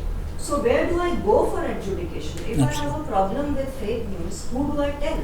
I can tell you sitting in this room, you can come out with guidelines, but there's no statutory backing. हमें पहले उसको define करना है. Then we have to give a Press Council of India, which is the biggest institution for journalistic freedom to maintain journalistic standards. We all know what the condition of PCI is. They have not lived up to their mandate. Maybe they are toothless. Then you have to look at the institutions. Also, what I want to say is that the government media dialogue is breaking down. There was a time when ministers were freely available to talk to journalists. Part of the blame has to be taken by politicians, but part of the blame has also to be taken by journalists, because a lot of journalism has lost its credibility. Which is why politicians make a mockery of journalists कि अब journalism में क्या रखा है, अब journalist से हम क्यों engage करें, and vice versa. So this breakdown of information, आप एक journalist को blame कर सकते हैं कि he is peddling fake news, but the sources of news are drying up. Which minister is talking to which journalist transparently and openly? If there's a policy statement being made, let's talk of Parliament of India. Digital, Privacy Act, the big law was brought out, and there was so much haze around it. There was so much that was not understood, and there was no debriefing. So what I mean to say is the dialogue between institutions that have an equal responsibility to sustain democracy. Media is the fourth pillar, but there are three others. So everybody has to talk to each other. Plus a journalist, I sitting in my place, if I can do a good job of my day, I think a lot can be done by that only. Thank you, Aditi. Thank you for very valuable inputs. The most importantly, the breakdown of communication, I think, is a very important factor. And on that note, let me bring in somebody who has been grooming the future generation. The director of APJ, and he himself comes from the world of advertising, and Professor Sajal Mukherjee, who is heading one of the leading media institutions in the city. So over to you. Thank you, sir. Thank you very much. In fact, I am seeing that everybody is here, present here, has got a vast experience behind them. my experience was always been a commercial side and academic sides and things like that. From my commercial perspective, if I look at this this problem or this issue, now it's a very complex problem. It cannot have a simple one solution. There are many stakeholders involved, which has to be connected. And if you look at, I was also seeing the transformation of the media over the years, where you have the market has undergone a change from simple to the complex market. If you look at the audience has changed from concentrated to fragmented. If you look at the media, from a limited media to unlimited media now, all these are changing, and to add up the complexity is also our AI and data. So AI is also going to play in future, in times to come, a very, very different role. Now, in this situation, if you look at during the transformation, you will find that the earlier there was a phase, or you can draw a line also, where journalists, where people were reading a newspaper or watching anything, knowing that who is presenting it. Today we don't have any name in media whom the audience can follow, and this has been snubbed by the commercialization and corporatization of the media itself. Now, there are media owners is one of the main important stakeholders. There are the government bodies are there. There are other regulatory bodies are there, and also in terms of the education and the institutions who are involved in training the people. They are also there. You have to have the value, and there has to have a system. So when as Sir has mentioned, that we know that there is a huge complex problem, and to start with what should be the starting point that we can look into it. And as far as the fake news is concerned, sir, the fake news will always exist. There is no way that you can remove that fake news or any kind of propaganda or anything. But the counter to it is the good news. Now, if you look at today, the consumption of the news or the information, you have various segments. You have segments who love frivolous news. You have segments who love both, and there are segments who are looking for a pure news. And if you look at the main channel, is losing this most aware lot. Say for example, people are paying money, subscription money, to get the right news. Now look at the money control. There is one which talks about the share market. Because of their critical information, people are subscribing to it. The Ken is another digital platform. Now you will find that a lot of senior journalists who started their own channel has got a following in millions. So that is also simultaneously happening. Now as far as the man just mentioned, that the value in the news, it may be like I am a journalist working in an organization, I am focusing on the news that the owner doesn't want it. We face this kind of situation. There was an incident, I know there is a famous, Rajdeep Sardesai was the editor, and he said, I was having an editorial meeting, there were two news. One news was a strike by AIIMS doctor, and another news was the professor got involved with the student. Now that was the professor ka pyar, and this was the news. And he said, I wanted to carry the lead story is the AIIMS, but my entire editorial team focused on the professor ka pyar because that will make the healthcare. So he said, being an editor, I could not do anything. So this kind of complexity is there. Yes, as Sir has mentioned, that we start the entire process with the slow, gradual awareness created with various stakeholders. We will be able to take this thing forward, and scenes are changing. With the digital expansion, people are able to differentiate what is the good news and what is the bad news. People are also trying to also learning how to identify what is the fake news. It's a bottom line which over a period of time will get educated. Like it's like a highlighter pen. First it was used by the CEO, then everybody started using the highlighter. It became a common thing. So similarly, if we start doing this kind of good work which has been initiated and keep doing this effort over a period of time, I think a lot of solutions can be taken out, a lot of people, more following can be done. We can have more following towards us. I mean, this is basic. Thank you so much. Very important highlights. But yes, the television, of course, before the digital came, the television was always the whipping boy, the favorite whipping boy. And on that, somebody who was in the founding team or the founder editor of Z, which was the first television channel, first satellite channel, is here with us, who is also into education, media education. He was on the board of Indian Institute of Mass Communication. Rakesh Khan. Thank you, KG, and thank you, Baha'ís. This is a very, very important subject that you picked up. I just want to put you in context. There was a global study done by Reuters last year. Reuters Journalism Institute, not Reuters News Service, which, to our dismay and collective dismay, found out that the biggest challenge globally facing news is trust and confidence. To the extent that there is something called news avoidance. So, this is a new term which is plaguing the newsrooms today. And we just saw what happened with BBC, the famed BBC.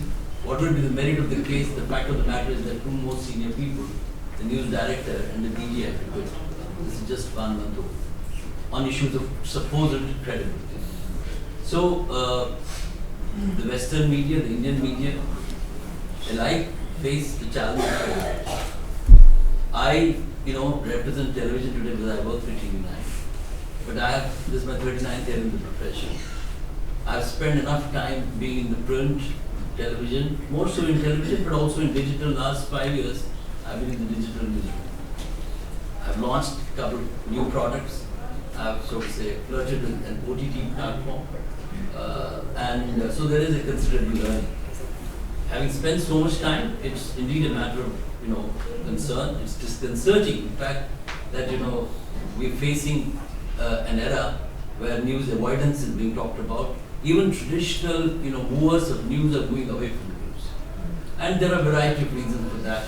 The news technologies, growth in itself has presented both opportunities and challenges.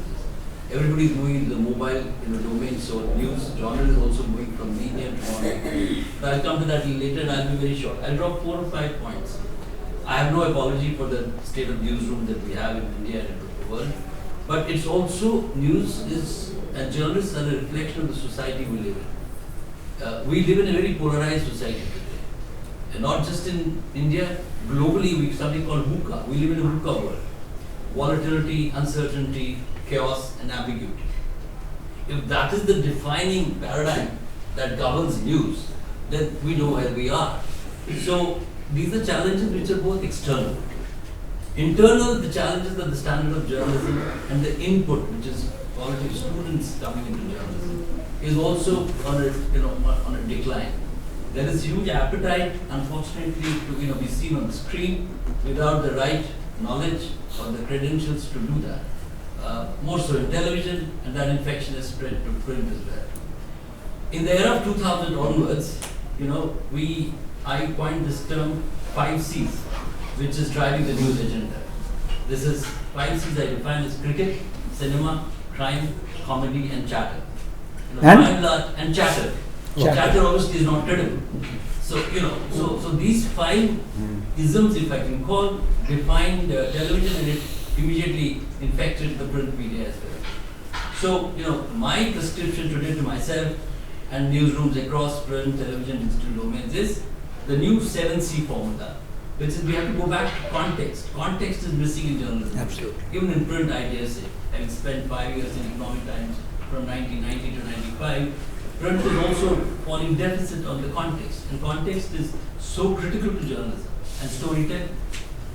So it's context, creativity, because formats are being challenged.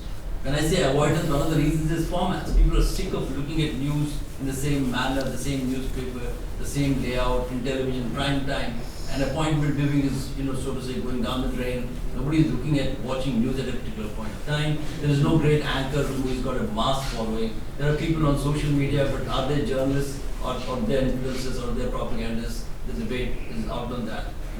So the challenge is that creativity is one big challenge which we're missing on, and creativity is again linked to some amount of cost. And I'll come to cost, why cost is important. So, context, credibility, creativity, and then I think convergence is to optimize resources, because mediums are converging through the use of technology. Now, television sets are getting embedded with an inbuilt connection where you don't need either a cable connection or a DTH connection, what we call smart TVs. So convergence is happening at the technology level. It has to start from the living room, which is not happening. Maybe we're not invested enough in those resources. Maybe media schools, without being unfair to any of them, are not training people in the right, so to say, discipline. And confluence, because confluence is very, very important today. We have to move from conflict to confluence. Confluence is the new defining era, which one of my friends also talked about, good news. And so we have to go back to confluence and showcase this as a virtue in the newsroom. That's where the traditional definition of news also has to pivot away from, good news is bad news in the newsroom. So we have to make that paradigm shift. Journalism also has to walk that path and, reimagine itself from the expectation of the consumer. And finally, commerce is very important. That's why I mentioned cost. There are no free lunches. In India, 90% of the platform, or 99% of the news platforms are owned by private capital. And private capital, by definition, whether you like it or not, is linked to profit. So, either, and I'm looking at an investor who is ready for a middle-of-the-road journalism. There's none. I would myself love to pluck KG from India Habitat Center without his permission and start a middle-of-the-road journalism. Who is there to invest in that? And if you look at the ground reality, we have just about 4 or 5 big players in the news media. I've done quite 2 innings in each one of them. So why do I go?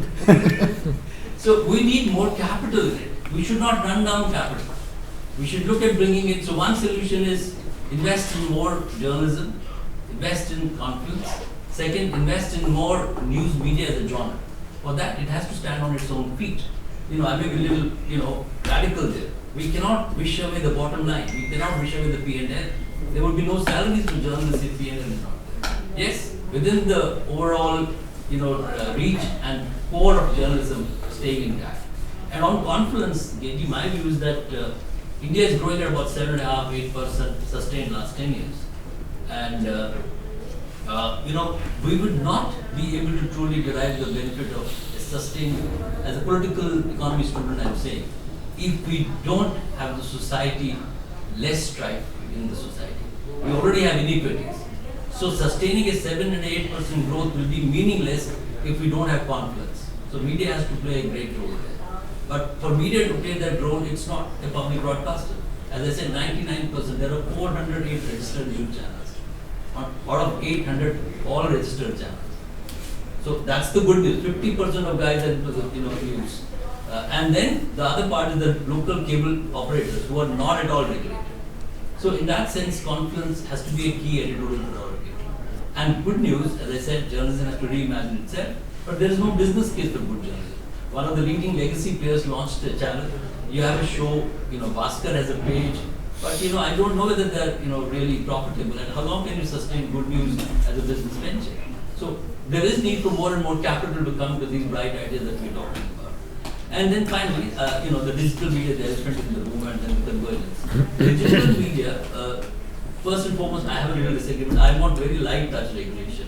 I'm not for regulation. Journalism and regulation don't go hand in hand in terms of the DNA. So there has to be greater S&P, also standards and protocols, more governance structures built inside the newsroom. We have to invest in them. We don't have them. Aditi's right. We need to invest more. There is to be a the church and the state distance. There has to be an editor who has reach and repute, who can advocate on internal matters. I would be happy with that rather than some emergency era inspector looking at a copy. So that's the paradigm shift I want. And then digital, KT, what's happening is that at one level, it's pushing agendas, because the hashtag is the new, is the new elephant again. I keep saying. And what is hashtag? It's an SEO. SEO is overriding the traditional editor. Deepak is there, he will not agree, but that's the reality. SEO sits on the editors, he is deciding which, and what are these hashtags? There are riverbeds which are global, which don't have an Indian sensitivity. And who own these hashtags? They're owned by two global mega corporations. They're tech lords. We need that tech sovereignty to free ourselves from that. And from a revenue point of view also, they keep pushing us, do 10,000 stories, push X and Y, Z, push this story. We have done that in the last 5 years. But most of the revenue goes to them, they don't give any revenue to Indian news platforms. So that also has to change. Now, I have painted, digital with its negatives, but there's a very big positive. As I said, there's no capital in the private sector in traditional news media. But YouTube, for instance, the global capital of YouTube is India. YouTube has 487 million followers in India, which is no news channel, including print and television put together, has that kind of a command. So, but what they've done, what they got right, 487 million, why are people coming on YouTube? With due respect to self, people are essentially on YouTube and Insta. That's the new medium where people who matter and India is essentially a young nation, they are looking at headlines there. So, YouTube invested 24,000 crores in calendar of 24. This year's figures would be maybe a 10% increment. So we need to seed creator economy. It's called creator economy. It has a lot of ills today, but that's a huge catchment area where we need to bring in this sense of better quality journalism. Digital has democratized newsrooms. We don't have the ultimate chabi and license to talk about news.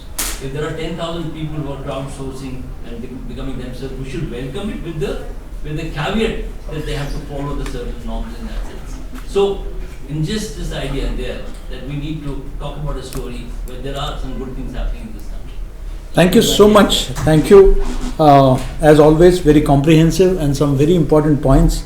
I would strongly recommend that, if you can start writing a textbook for the upcoming generation, that would be really useful from the 7 C's, the new 7 C's that you explained, unlike the 5 C's that we learned in school. That's the only thing left for me to do. But you did talk about good news, and I think that if we are talking about good news, we need to listen to Shaila. Yes, So, Shaila.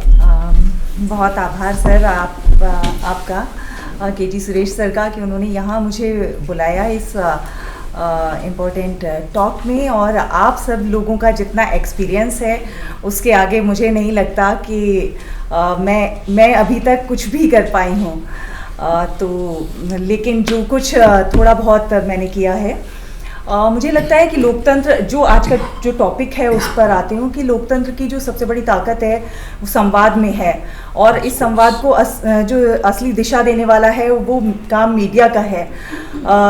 सिर्फ समस्या को दिखाना नहीं, बल्कि उसका एक समाधान प्रस्तुत करना, एक सार्थक संवाद की दिशा तय करना, ये मीडिया का काम है। लेकिन बीते कुछ वर्षों में जिस तरह से हम लोग देख रहे हैं ऑल ओवर वर्ल्ड टीआरपी की दौड़ में, वो संवाद कहीं ना कहीं, वो सार्थक संवाद कहीं ना कहीं मिसिंग होता जा रहा है, और इसीलिए कहीं ना कहीं जो मेन स्ट्रीम मीडिया है उस पर से लोगों का भरोसा भी कम होता जा रहा है, जो आम जन है उसका भरोसा कम हो रहा है, और यूट्यूबर्स, छोटे छोटे यूट्यूबर्स को ज़्यादा देख रहे हैं, और इसी चक्कर में बहुत सारे फेक न्यूज़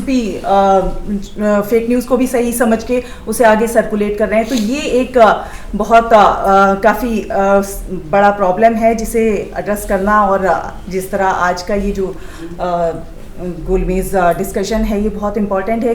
तमाम एक्सपीरियंस निकल के आगे आए हैं और चीज़ें निकल के सामने आ रही हैं, तो बहुत ज़्यादा इम्पॉर्टेंट है। अगर देखा जाए दूरदर्शन की बात हम जब करते हैं, तो दूरदर्शन अभी भी उस चीज़ को संभाल कर चल रहा है, हर सेगमेंट को पकड़ने की कोशिश करता है, चाहे आप मूक बधिर लोगों के मसले हों, उनको उन तक खबर को पहुंचाना हो, उसकी बात हो, या फिर ग्रास रूट लेवल पर गाँव में क्या हो रहा है, तो अधिकतर बहुत सारे शोज़ जा रहे हैं इस तरह के। महिलाओं के मुद्दे हों तो तेजस्विनी है, एक भारत श्रेष्ठ भारत किस तरह से बने उस पर एक स्पेशल प्रोग्राम है, सकारात्मक खबरें निकल कर आएँ और आम लोगों तक पहुँचें, उन लोगों की खबरें जो कहीं किसी के जानकारी में नहीं है, उन लोगों के मामले, उन लोगों की वो खबरें जो समाज के लिए वो अथक प्रयास कर रहे हैं। ऐसे ऐसे लोग हैं जो 40-40 सालों से एक एक पौधा रोप के उन्होंने जंगल खड़ा कर दिया, तालाब खोद के वर्षा जल का संरक्षण किया। तो ये सब भी खबरें हैं और जो आम जन तक पहुंचनी चाहिए, इन खबरों को भी दिखा रहे हैं जो मैं लेके आती हूँ। तो इस तरह से देखा जाए, अगर हम डिबेट की बात करते हैं तो डिबेट भी दूरदर्शन आम जन के मुद्दों को कहीं ना कहीं अभी भी छू रहा है और भी ज़्यादा और भी बेटर कर सकता है और उस दिशा में लगातार आगे बढ़ रहा है। लेकिन जो प्राइवेट मीडिया है, जो मेन स्ट्रीम प्राइवेट मीडिया है, उसे अभी बहुत सारी चीज़ों में बहुत कुछ और बेहतर करने की ज़रूरत है, क्योंकि जो डिबेट शोज़ हैं उनसे तो कहीं आम जन कहीं ना कहीं कटता जा रहा है। वहाँ पर उनकी बात, आम जन की बात ही नहीं होती है, वो एक अलग तरह का TRP एजेंडा लेकर उसी पर बहस करते हैं और वहीं बहस खत्म हो जाती है। तो बहुत ज़्यादा मेरा एक्सपीरियंस नहीं है, थोड़ा बहुत है। थैंक यू थैंक यू हम लोग थोड़ा जानना चाहिए, डेब्यूटी जनरेशन में गुड न्यूज़ के नाम से लोग भागते हैं। मैं आपको बताऊं कि गुड न्यूज़ इंडिया जो प्रोग्राम है सर, अब जब से शुरू हुआ है तब से लेके अब तक टॉप 5 TRP में रहा है। कई बार वो टॉप 2 चला जाता है, फिर टॉप 5 रहता है। नहीं, हमारे दूरदर्शन के TRP अपने हमारे शोज की रेटिंग में गुड न्यूज कभी 1 to 5 से बाहर नहीं, कभी दूसरे पे, कभी तीसरे पे, which means people wait for that show। हमें चिट्ठियां आती हैं और अब उसका समय चेंज हो गया है और समय चेंज होने के बाद भी वो टॉप 5 में बना हुआ है। Thank you Shaila, very important input कि गुड न्यूज़ ऐसा नहीं है कि good news is no good news, there are takers for good news. And युवा लोग क्या समझते हैं कि आप कैंपसेस के बीच में रहते हैं, Dhanraj Giri ji, you are the editor of youth campus in Delhi university, तो what does the young people think? युवा लोग क्या सोचते हैं, वो क्या आप युवाओं के बीच में ही काम करते हैं? तो अपना एक छोटा पर्सपेक्टिव आप रखिएगा। परिवर्तन ही संसार का नियम है, युवा परिवर्तन चाहता है और वो रियल मीडिया और रील मीडिया में एक कंफ्यूज हो चुका है। वो रील को देख रहा है और रियल मीडिया को देख रहा है। रियल मीडिया अपनी रिस्पॉन्सिबिलिटी और अकाउंटेबिलिटी भूल रही है और रील मीडिया देख करके वो रील में डूबा जा रहा है। हम युवाओं में दिल्ली यूनिवर्सिटी में हर सभी विश्वविद्यालय में जाता रहता हूँ, अभी भी जाता हूँ, 22 साल हो गया हमें यूथ कैंपस को निकालते हुए। और आज का युवा भ्रमित है, वो न्यूज़ देखता है, अखबार नहीं पढ़ता है। जो सर्कुलेशन अखबार का दिल्ली यूनिवर्सिटी में टाइम्स ऑफ इंडिया फ्री में बढ़ता था कभी, मतलब आप समझ लीजिए लाखों अखबार फ्री में बढ़ते थे पहले टाइम्स ऑफ इंडिया के, आज 10,000 भी नहीं आता यूनिवर्सिटी में। जनसत्ता, मैं IAS की तैयारी करने वाले छात्रों के बीच में भी रहता हूँ। कभी एक टाइम था कि जनसत्ता को पढ़ने वाले सभी छात्रों को लगता और जनसत्ता को पढ़ करके लोग हिंदी सीखते थे। आज जनसत्ता हमारा जो अखबार बेचने वाला है वो एक कॉपी लेके आता है। तो रियल मीडिया हमारा, बस मेरा इतना ही कहना है कि रियल मीडिया अपना रिस्पॉन्सिबिलिटी और अकाउंटेबिलिटी भूलता जा रहा है। जिस दिन वो अपनी पहले वाले, जैसे हम लोग अब हमारी पीढ़ी के लोगों के बीच में पहले वाली धारा में अगर रियल मीडिया आएगा तो रियल मीडिया अपने आप थोड़ा सा डाउन हो जाए, लेकिन युवा रियल मीडिया भी उतरा हुआ, उसको रियल मीडिया पे टॉपिक ले रहे हैं। Thank you so much. देखिए, हमारा प्रयास ये है कि सारे एस्पेक्ट आए, क्योंकि हर शेड ऑफ मीडिया से हमारे बीच में लोग हैं, तो इसलिए it is not in terms of any priority that we are calling people, we are calling people as per the issues, you know, that is the whole idea, that every issue, you know, is brought to the fore. We have reserved 2 journalists, senior most journalists who are with us, you know, for the final, you know, conclusion. And now ये जो anchors के ऊपर anchor driven कहते हैं, पहले होता था channels used to be, you know, like जो ब्रांड ड्रिवन होता था। दूरदर्शन है, जी न्यूज़ है, you know, Rakesh was with Zee News, nobody used to watch because Rakesh was there. It was people wanted to watch Z News. लेकिन आज अर्नब है तो Republic देखेंगे, है ना. सो एंकर अंजना ओम कश्यप है, वो है. So it is all individual anchor driven. तो ये जर्नलिज्म कहाँ जा रहा है, जहाँ एंकर इतना सेंट्रल हो गया है कि people are paying any amount of price कि इसको इधर से राहुल कंवल को उधर से तोड़ के इधर लेके आओ, इधर से उधर ले जाओ. सो इस जर्नलिज्म के बारे में a young brilliant anchor like Shivangi we would like to.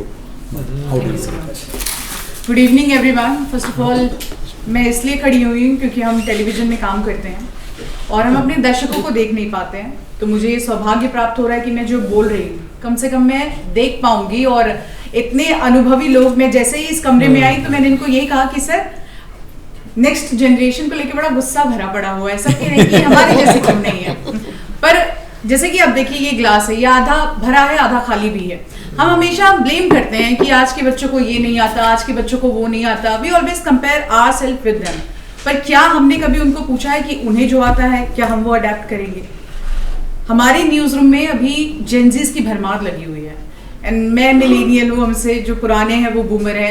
एक बहुत बड़ा दायरा है, एक बहुत बड़ा, जैसे छुट्टी की बात आती है तो हम सबको एक एंजाइटी होती थी कि बॉस से हम छुट्टी कैसे मांगे. काम का एक गिल्ट होता था कि हम कैसे कह दें कि हम कल अवेलेबल नहीं हैं. आज के लोगों को बिल्कुल भी फर्क नहीं पड़ता.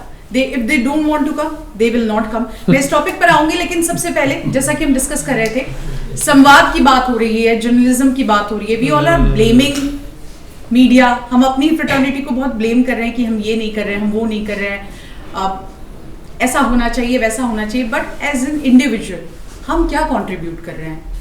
मैं अपनी बात करती हूँ. I have covered 3 to 4 war. I have been to Ukraine, I have been to Israel. Operation Sindoor अभी मैंने कवर किया. एंड ट्रस्ट मी, आज तक कभी मेरे किसी भी संपादक ने कि कहीं भी मुझे ये नहीं बोला गया कि हम जो कह रहे हैं आप बोलिए. आपको जो दिखाई दे रहा है आप वो रिपोर्ट करेंगी. आप ग्राउंड पर हैं, आप ही उसको तौलेंगी कि क्या करना है और क्या नहीं करना है.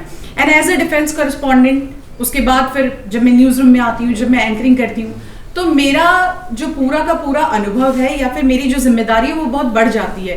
क्योंकि सिर्फ एंकर्स को लोग देखते हैं तो उनको लगता है कि वो टेलीप्रॉम्प्टर पढ़ रहे हैं. बट अगर मैं कोई बात कह रही हूँ, लोगों ने मुझे ग्राउंड पे देखा है, वॉर जोन में देखा है, मेरे एक एक शब्द वो सच मानेंगे. मैं अपने दर्शकों की बात कर रही हूँ, मेरी जिम्मेदारी बढ़ जाती है. तो ऐसे में मुझे ऐसा लगता है कि न्यूज़ रूम का कल्चर, जैसा कि सभी बता रहे थे, बदला है. टीआरपी की होड़ है, लेकिन अच्छे लोग हैं जो अभी भी काम कर रहे हैं. ऐसे लोग हैं. अब लोग कहते हैं कि अच्छा न्यूज़ कंज्यूम करने वाले दर्शक भी नहीं बचे. ऐसा नहीं है. कई लोगों ने टेलीविजन छोड़ा, कई लोग जो हैं वो सोशल मीडिया पर गए.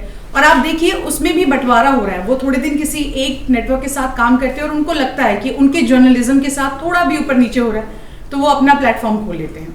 किसी ने एक बड़ी अच्छी बात कही थी कि भारत एक ऐसा देश है जहाँ पे आप कोई भी कंटेंट डालो तो उसको कंज्यूम करने के लिए लोग हैं, हर तरह का व्यूवरशिप है.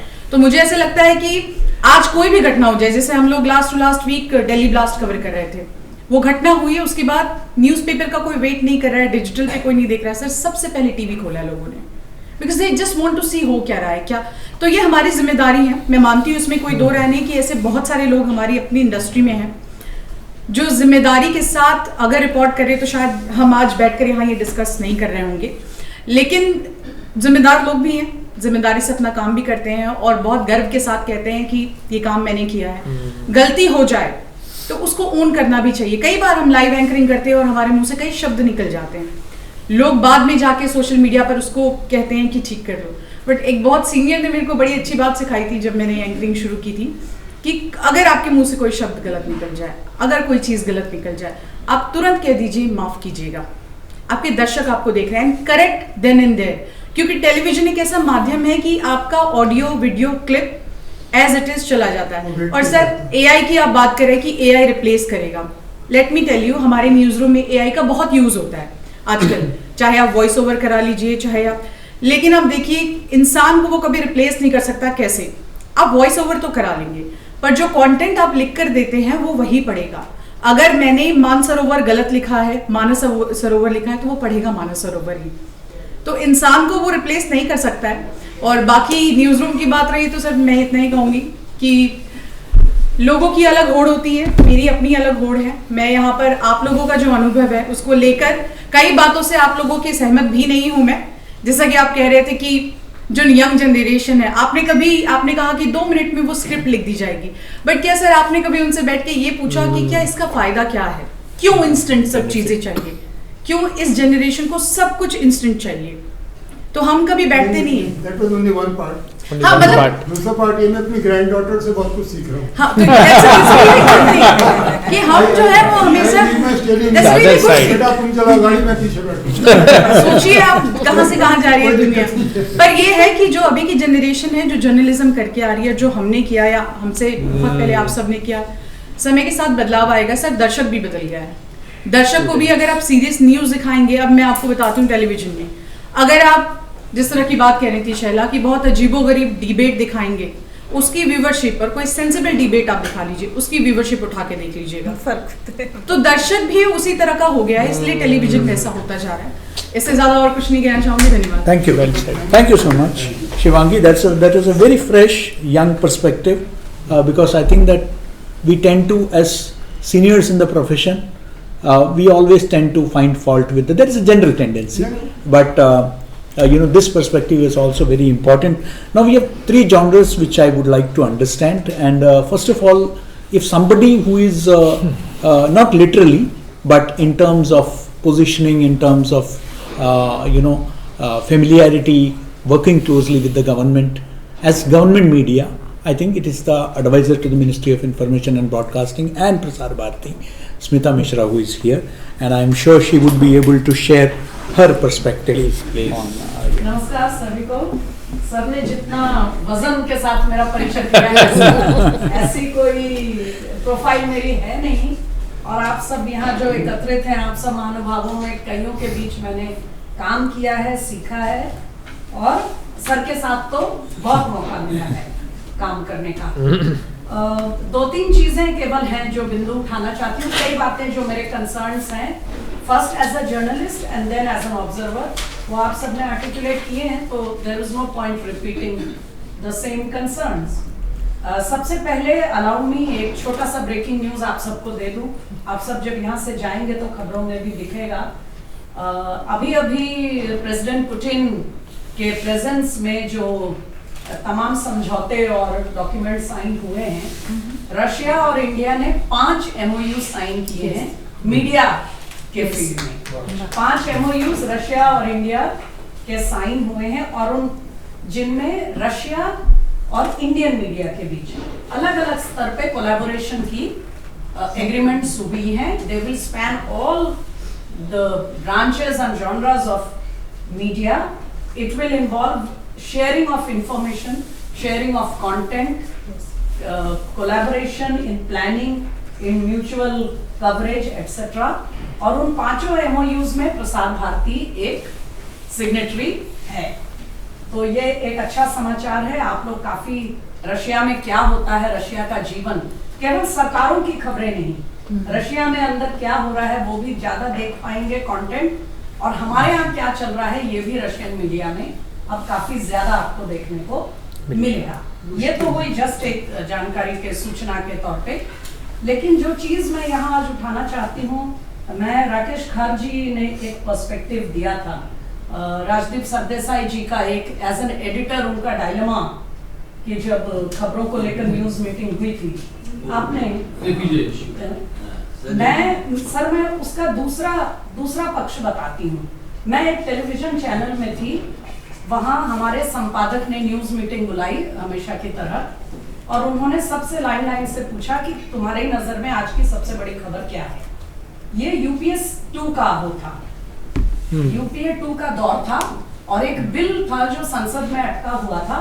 तब तक लेफ्ट पार्टीज UPA सरकार से समर्थन वापस ले चुकी थी, और वो बहुत ही अग्रेसिवली उस बिल को अपोज कर रहे थे, और उसको लेकर एकदम से बिल्कुल एक स्टैंड ऑफ की स्थिति बनी हुई थी। तो हमने 3-4 पत्रकारों ने हमने यही कहा कि आज की सबसे बड़ा न्यूज ये है। तो हमारे संपादक एकदम भड़क गए, बहुत भड़क गए, और उन्होंने कहा कि उन्होंने बताया कि उस दिन एक और खबर आई थी, जॉन अब्राहम ने एक इंटरव्यू में कहा था कि अब उनका एक्टिंग में दिल नहीं लगता, वो डायरेक्शन करते, which in film world is definitely a very interesting piece of news. तो उन्होंने इस बात को लेकर हमें बहुत लताड़ा कि तुम्हारा ये जो यूपीए का बिल है, इसकी डिटेलिंग और इसके जो कंटेंट है, कौन पढ़ना चाहता है, कौन जानना चाहता है इस बिल में क्या है क्या नहीं है। अभी लोग सुनेंगे जॉन अब्राहम नई फिल्म डायरेक्ट कर रहा है तो हर कोई उसको पढ़ेगा। सो हमें बहुत बड़ा लेक्चर मिला। एनीवे, एक हफ्ते के बाद मैंने उस चैनल से इस्तीफा दे दिया, लेकिन मुद्दा ये है कि हर कोई इस्तीफा शायद नहीं दे पाएगा, ये भी एक मुद्दा है। तो ये डायलेमास रिपोर्टर का भी उतना ही होता है जितना संपादक का होता है। रिपोर्टर ज्यादा दबाव में रहता है, संपादक रिलेटिवली थोड़ा एम्पावर्ड है। तो जब भी मीडिया के कोई भी इशू के पतन की बात आती है तो ये मैं मानती हूँ कि संपादक का बोल्ड होना रिपोर्टर के बोल्ड होने से ज्यादा आवश्यक है, क्योंकि संपादक की बोल्डनेस रिपोर्टर तक परकोलेट करती है। जब संपादक एक पोजीशन लेते हैं तो रिपोर्टर में हिम्मत आती है। अफसोस ये है कि उल्टा हो रहा है, संपादकों की ओर से डिमोरलाइजेशन हो रही है। अब सर होता ये क्यों प्रैक्टिकली चैलेंजिंग है मैं बताती हूँ। जब एक रिपोर्टर बहुत भाग दौड़ करके मेहनत करके एक ब्रेकिंग खबर लाता है और वो देखता है कि उसके ऑफिस में इसकी कोई कीमत नहीं है, तो अगली बार he or she becomes lazy because they feel there is no value for good work. It's best to go routine. और फिर धीरे धीरे वो समय आ जाता है जब हम कहते हैं कि आजकल तो रिपोर्टर कोई खबर ही नहीं करते। वो इसलिए नहीं करता क्योंकि उसकी खबर की कदर नहीं है। अब इसमें खतरा ये होता है कि संपादक को ये लग सकता है कि इस खबर को चलाने में परेशानियां हैं, रिस्क हैं। अरे एक बार गलत हो जाएगा, आप ऊपर है ना, वो जो चेक्स एंड बैलेंसेस की बात सर ने कही, आप उसको चेक रीचेक करेंगे ना, तो गलत होने की संभावना न के बराबर है अगर ऊपर वाले अपनी जिम्मेदारी निभाएं। अब हम आते हैं फेक न्यूज पे, क्योंकि फेक न्यूज सबसे बड़ा कंसर्न बन चुका है। फेक न्यूज क्यों होती है? सबसे पहला, lazy journalism. We don't want to check, we get a WhatsApp, we want to share it right there. The reporter sends it to the assignment. The assignment puts it up on television or on the website. Nobody cares. So this is abdication of responsibility. दूसरी fake news होती है suppression of facts. आपकी खबर झूठी नहीं है, लेकिन आप उसको इस तरह से बनाते हैं कि आधी सच्चाई उसमें दब जाती है और वो कुछ का कुछ बन जाता है।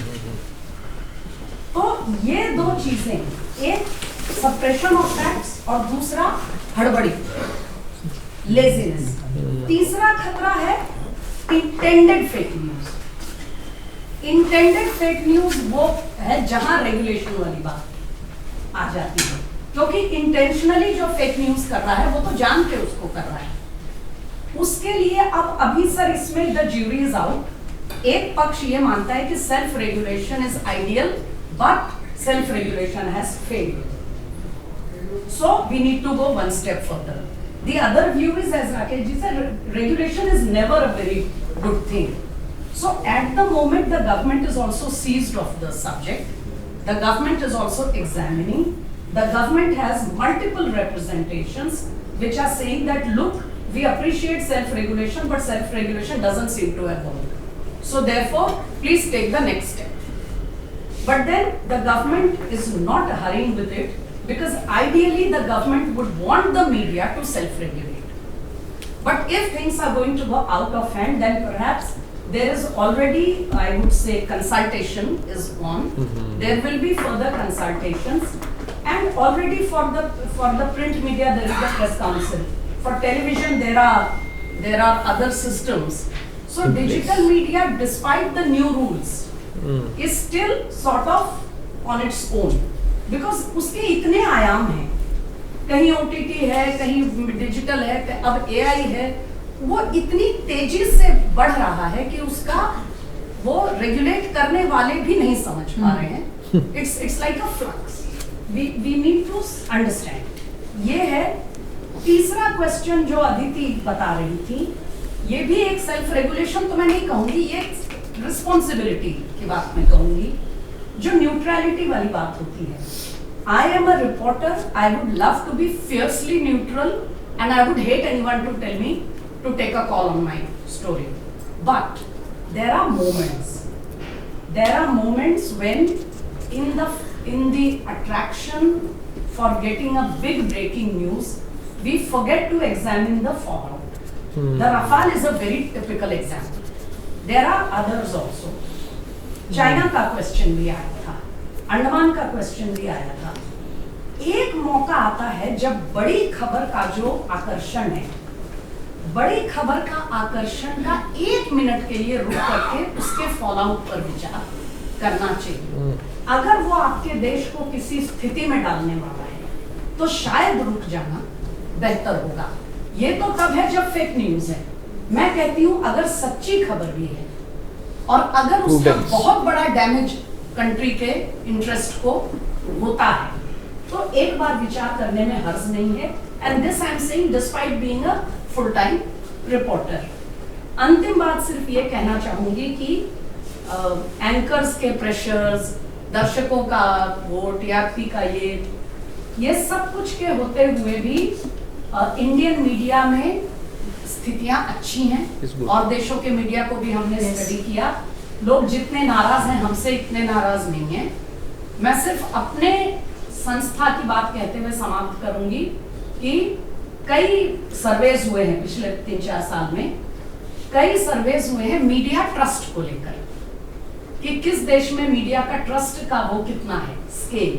और भारत के मीडिया ट्रस्ट में हर बार डीडी न्यूज और प्रसार भारती के जो वर्टिकल्स हैं वो ट्रस्ट फैक्टर में हमेशा we have come out with flying colours.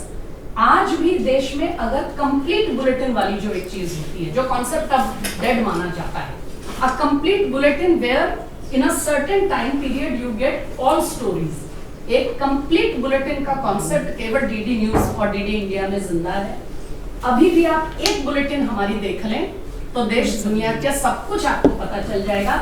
Manipur में स्ट्राइक हो तो सबसे पहले दूरदर्शन का रिपोर्टर पहुंचता है, उसका कोई नाम नहीं लेता. दंतेवाड़ा में माइन ब्लास्ट होता है तो हमारा कोलीग शहीद होता है. अंडमान में कोई घटना होती है तो हमारे साथी सबसे पहले पहुंचते हैं. आज भी चप्पे चप्पे में दूरदर्शन और आकाशवाणी के कॉरेस्पॉन्डेंट मौजूद हैं. I will end with a request कि please find time to watch Doordarshan, please find time to listen to Akashvani, and whatever you find lacking otherwise in the media, I can assure you it will be that shortfall we will make up. Thank you very much. Thank you. Well said. Thank you, Smita. Very important point, particularly with regard to the institution of the editor. I still remember one of my friends, Sanjay Abhigyan, was editor of Amar Ujala, Uttarakhand edition, and during the peak of Corona, there was a story break which said that the vaccination could lead to impotence, and it started circulating like anything. And his correspondent from Haldwani filed that story, and there was a lot of pressure on him. And he said that I'm really sorry. Let all my competitors publish it. I am not going to publish this story till the time it is verified by the ICMR or any scientific body. I am not going to publish this rumor. I think editors need to, really take a bold stand on many important issues. Very well said. Thank you, Smita. And when we are talking about public broadcasters, it is but important that we should also speak about the other public broadcaster or somebody who is representing the parliament media, Sunset TV. Geetanjali Raghav is with us. Geetanjali, she has also done her doctorate in media. Geetanjali. धन्यवाद sir. सबसे पहले तो ज़्यादा कुछ कहने के लिए इसलिए भी नहीं बचा है कि जो मेरा पिछले 1 दशक का जो अनुभव रहा, जो मैंने सीखा From Sunset TV. आपके विचारों में कुछ अंशों के रूप में मैंने सुन लिया. तो मुझे ऐसा लगा कि जैसे आप सब में कहीं ना कहीं मैं हूँ और मेरा भविष्य भी है.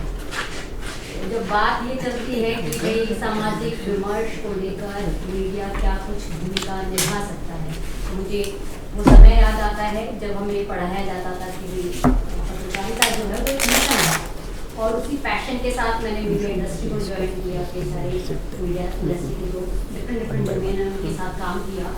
और कुछ टाइम बाद ये रियलाइज हो गया था कि दरअसल नौकरी के साथ पत्रकारिता करनी है, जहाँ कुछ अनकहे से दबाव थी, कुछ दबी हुई सी इच्छाएं थी और कुछ कई बार डर भी होते थे।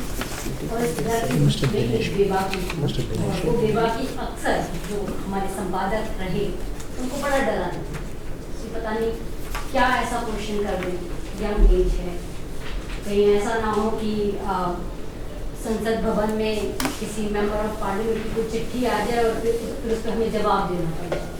लेकिन उस डर पर भी जीत हासिल की, और इस जीत को हासिल करने के बाद ये लगा कि मीडिया बहुत अच्छा सकारात्मक रोल निभा रहा है, नकारात्मकता कहीं कहीं है वो भी दूर हो सकती है, और क्यों दूर भी क्यों नहीं, दोनों एक ही सिक्के के दो पहलू हैं, दोनों को साथ साथ चलना है। तो बेहतर ये है कि जो सकारात्मकता का पलड़ा है उसे भारी कर दिया जाए। तो उसे भारी करने के लिए मुझे ऐसा लगा, जब मैं आप जैसे अनुभवी लोगों के बीच में बैठती हूँ, अपने मित्रों के साथ बैठती हूँ, साथियों के साथ बैठती हूँ, अक्सर उन पर बहुत सारे डिस्कशन होते हैं, तो लगा कि भाई ऐसा लग रहा है कि जो अब जिस दौर में हम मीडिया में काम कर रहे हैं तो सिचुएशनशिप वाला है, यहाँ पर कुछ क्लैरिटी तो होनी चाहिए। क्लैरिटी क्या है? तो उन्होंने कहा कि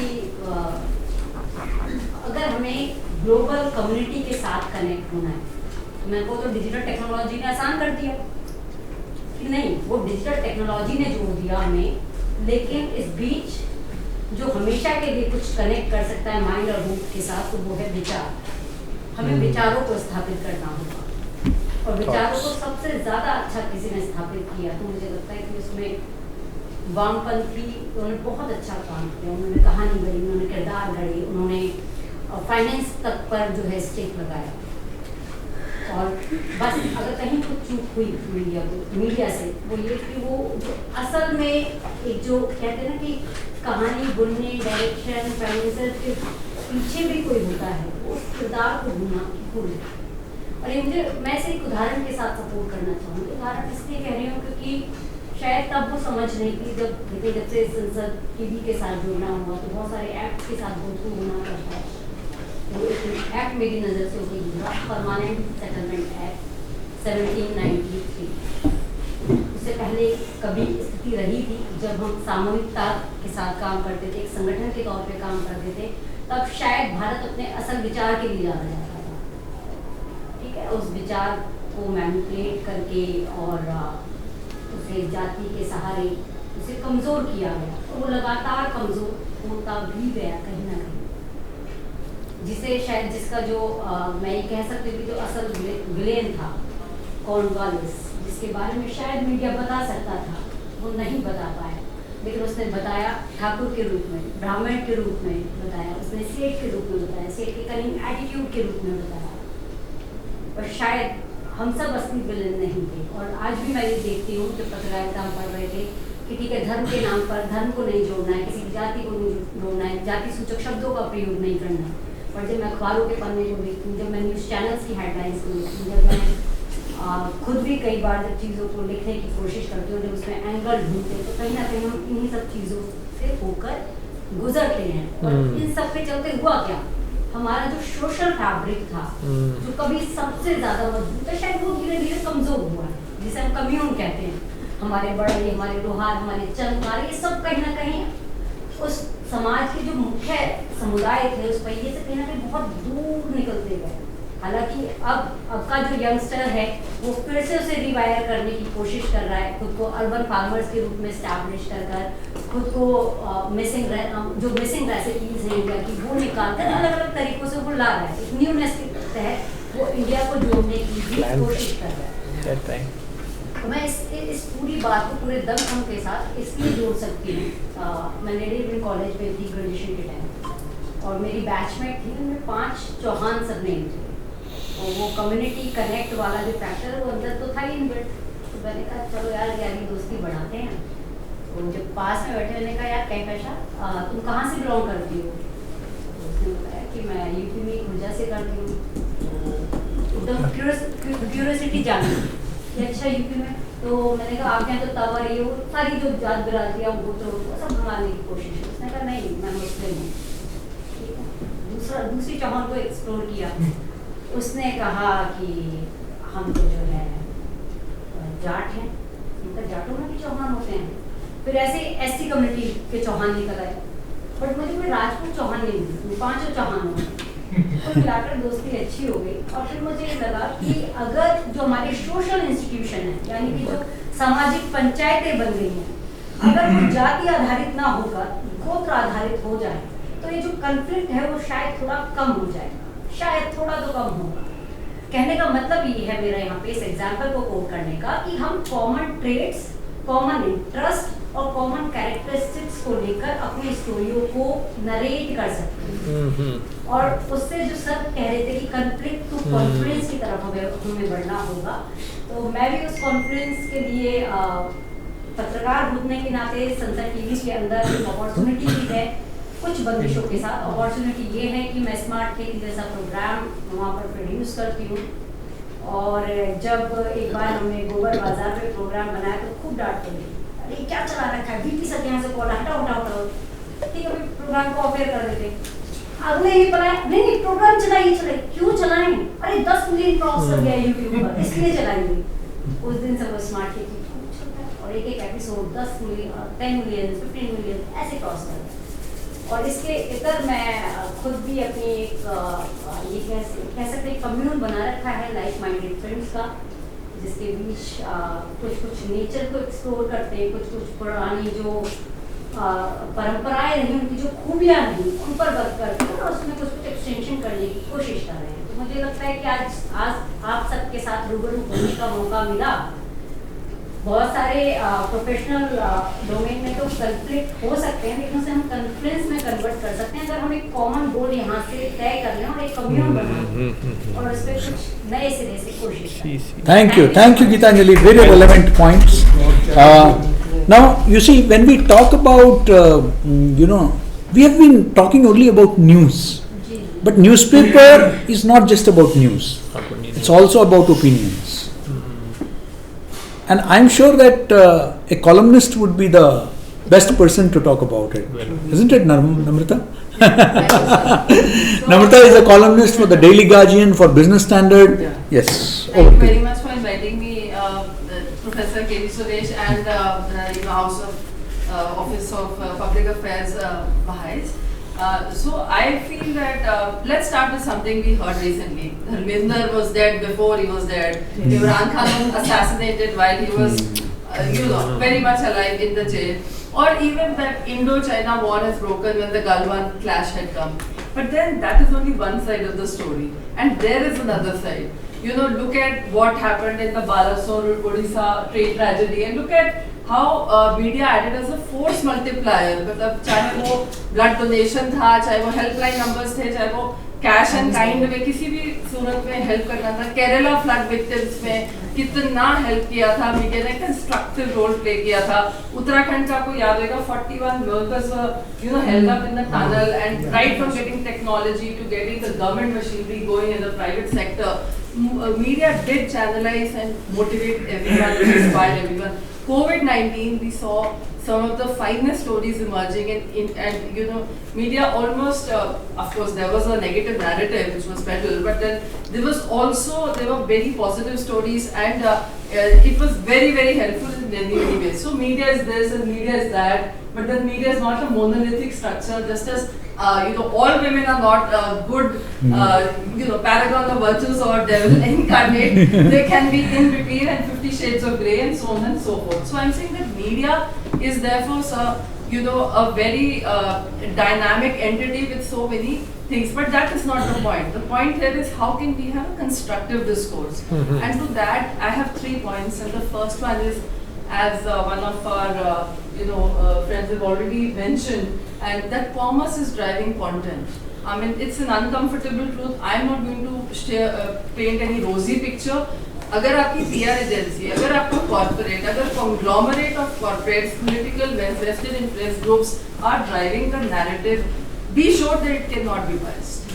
So and whether it is in influencers economy, where it is spelled out really clearly. अभी आपको पता है Azerbaijan was on the travel itinerary of every traveler.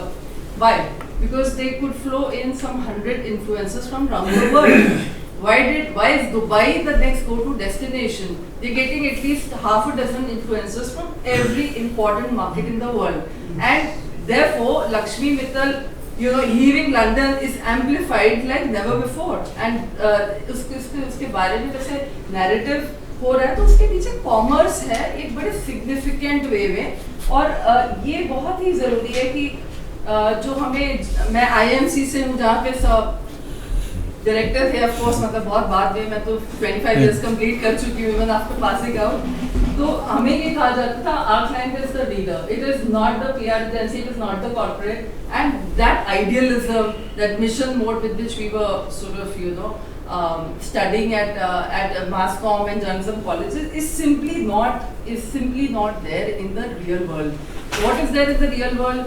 Well, I do a column which tracks consumer consumption and spending in the very prestigious Business Standard, or Women Wise in Daily Guardian, जहाँ पे ये clearly बोला जाता है कि जो luxury है, जो urban consumer है, उसको हम target करेंगे. Now, if the money is riding there, how can your narrative be in a different direction? Yeah. Even though now you have another area which is blogging, you could go online, do social media, reels, which gives you that privilege, and I'll come to that a little later, why that is a very good addition. It's a golden period. If we have coexistence of multiple media, we need not be very worried about fake news and all. It will come and it will, like water will find its own level, it will also settle.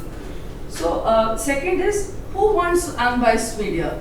You see, you must have, I'm sure you आपने देखा Britain का जो The Guardian है, they always are talking about please help us stay afloat. Karan Thapar's show is always putting that disclaimer कि please fund us.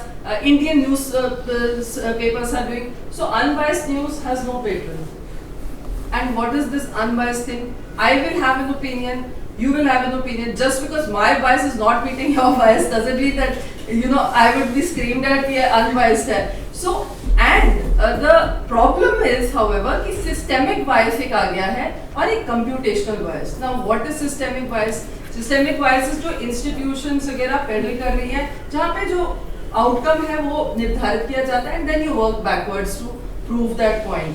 And the computational bias is because in the age of technology, like I was actually at a panel discussion, and there I came to know that Leena Nair, when she became the CEO of Chanel, she just went to this one of these AI ChatGPT or Gemini or whichever AI tool, and she asked, what does the top leadership of Chanel look like? They said all men, all white, and all in black and blue. It can't be. It was diverse. It was more of women there, and a luxury brand can clearly not have all black and blue. It will have every other shade and very vibrant ones at that. So that is because it has been fed with patriarchy, and that is the context with which it has been fed over the years. So unless we have women coders and more diverse people making the codes, तो वो जो technological bias है, computational bias है, जो कि बड़े धड़ल्ले से they pass off they recycle what is even not true as the ultimate gospel truth, is also adding to the problem. So also we are now in an age when पहले जो wars थी, they were fought over arms and ammunition and military war, and then there was economic war. Right now it is psychological and narrative war. So even the Dubai story being tom-tommed it is the only safest and the most amazing place in the world to stay. It's a narrative war. It's a narrative that they have built with a lot of money invested there. So finally, however, I feel that digital tells you what happened, print tells you why it has happened, and the visual medium or the video or the TV, it helps you witness what has happened. Let's say the reels make you feel what has happened, and social gives you multiple sides which traditional media would clearly not show. So like water finds its own level, I think we are in a golden age and we should celebrate that it's the most democratic period in the history that we have access to all kinds of information, good, bad, ugly. But it's for us as consumers to make that choice. Of course, the onus is on little more on the traditional media, and for that, I feel the only way, and that's clearly the thing. If you give peanuts, you will get monkeys. Please invest in media. You need to raise the salaries.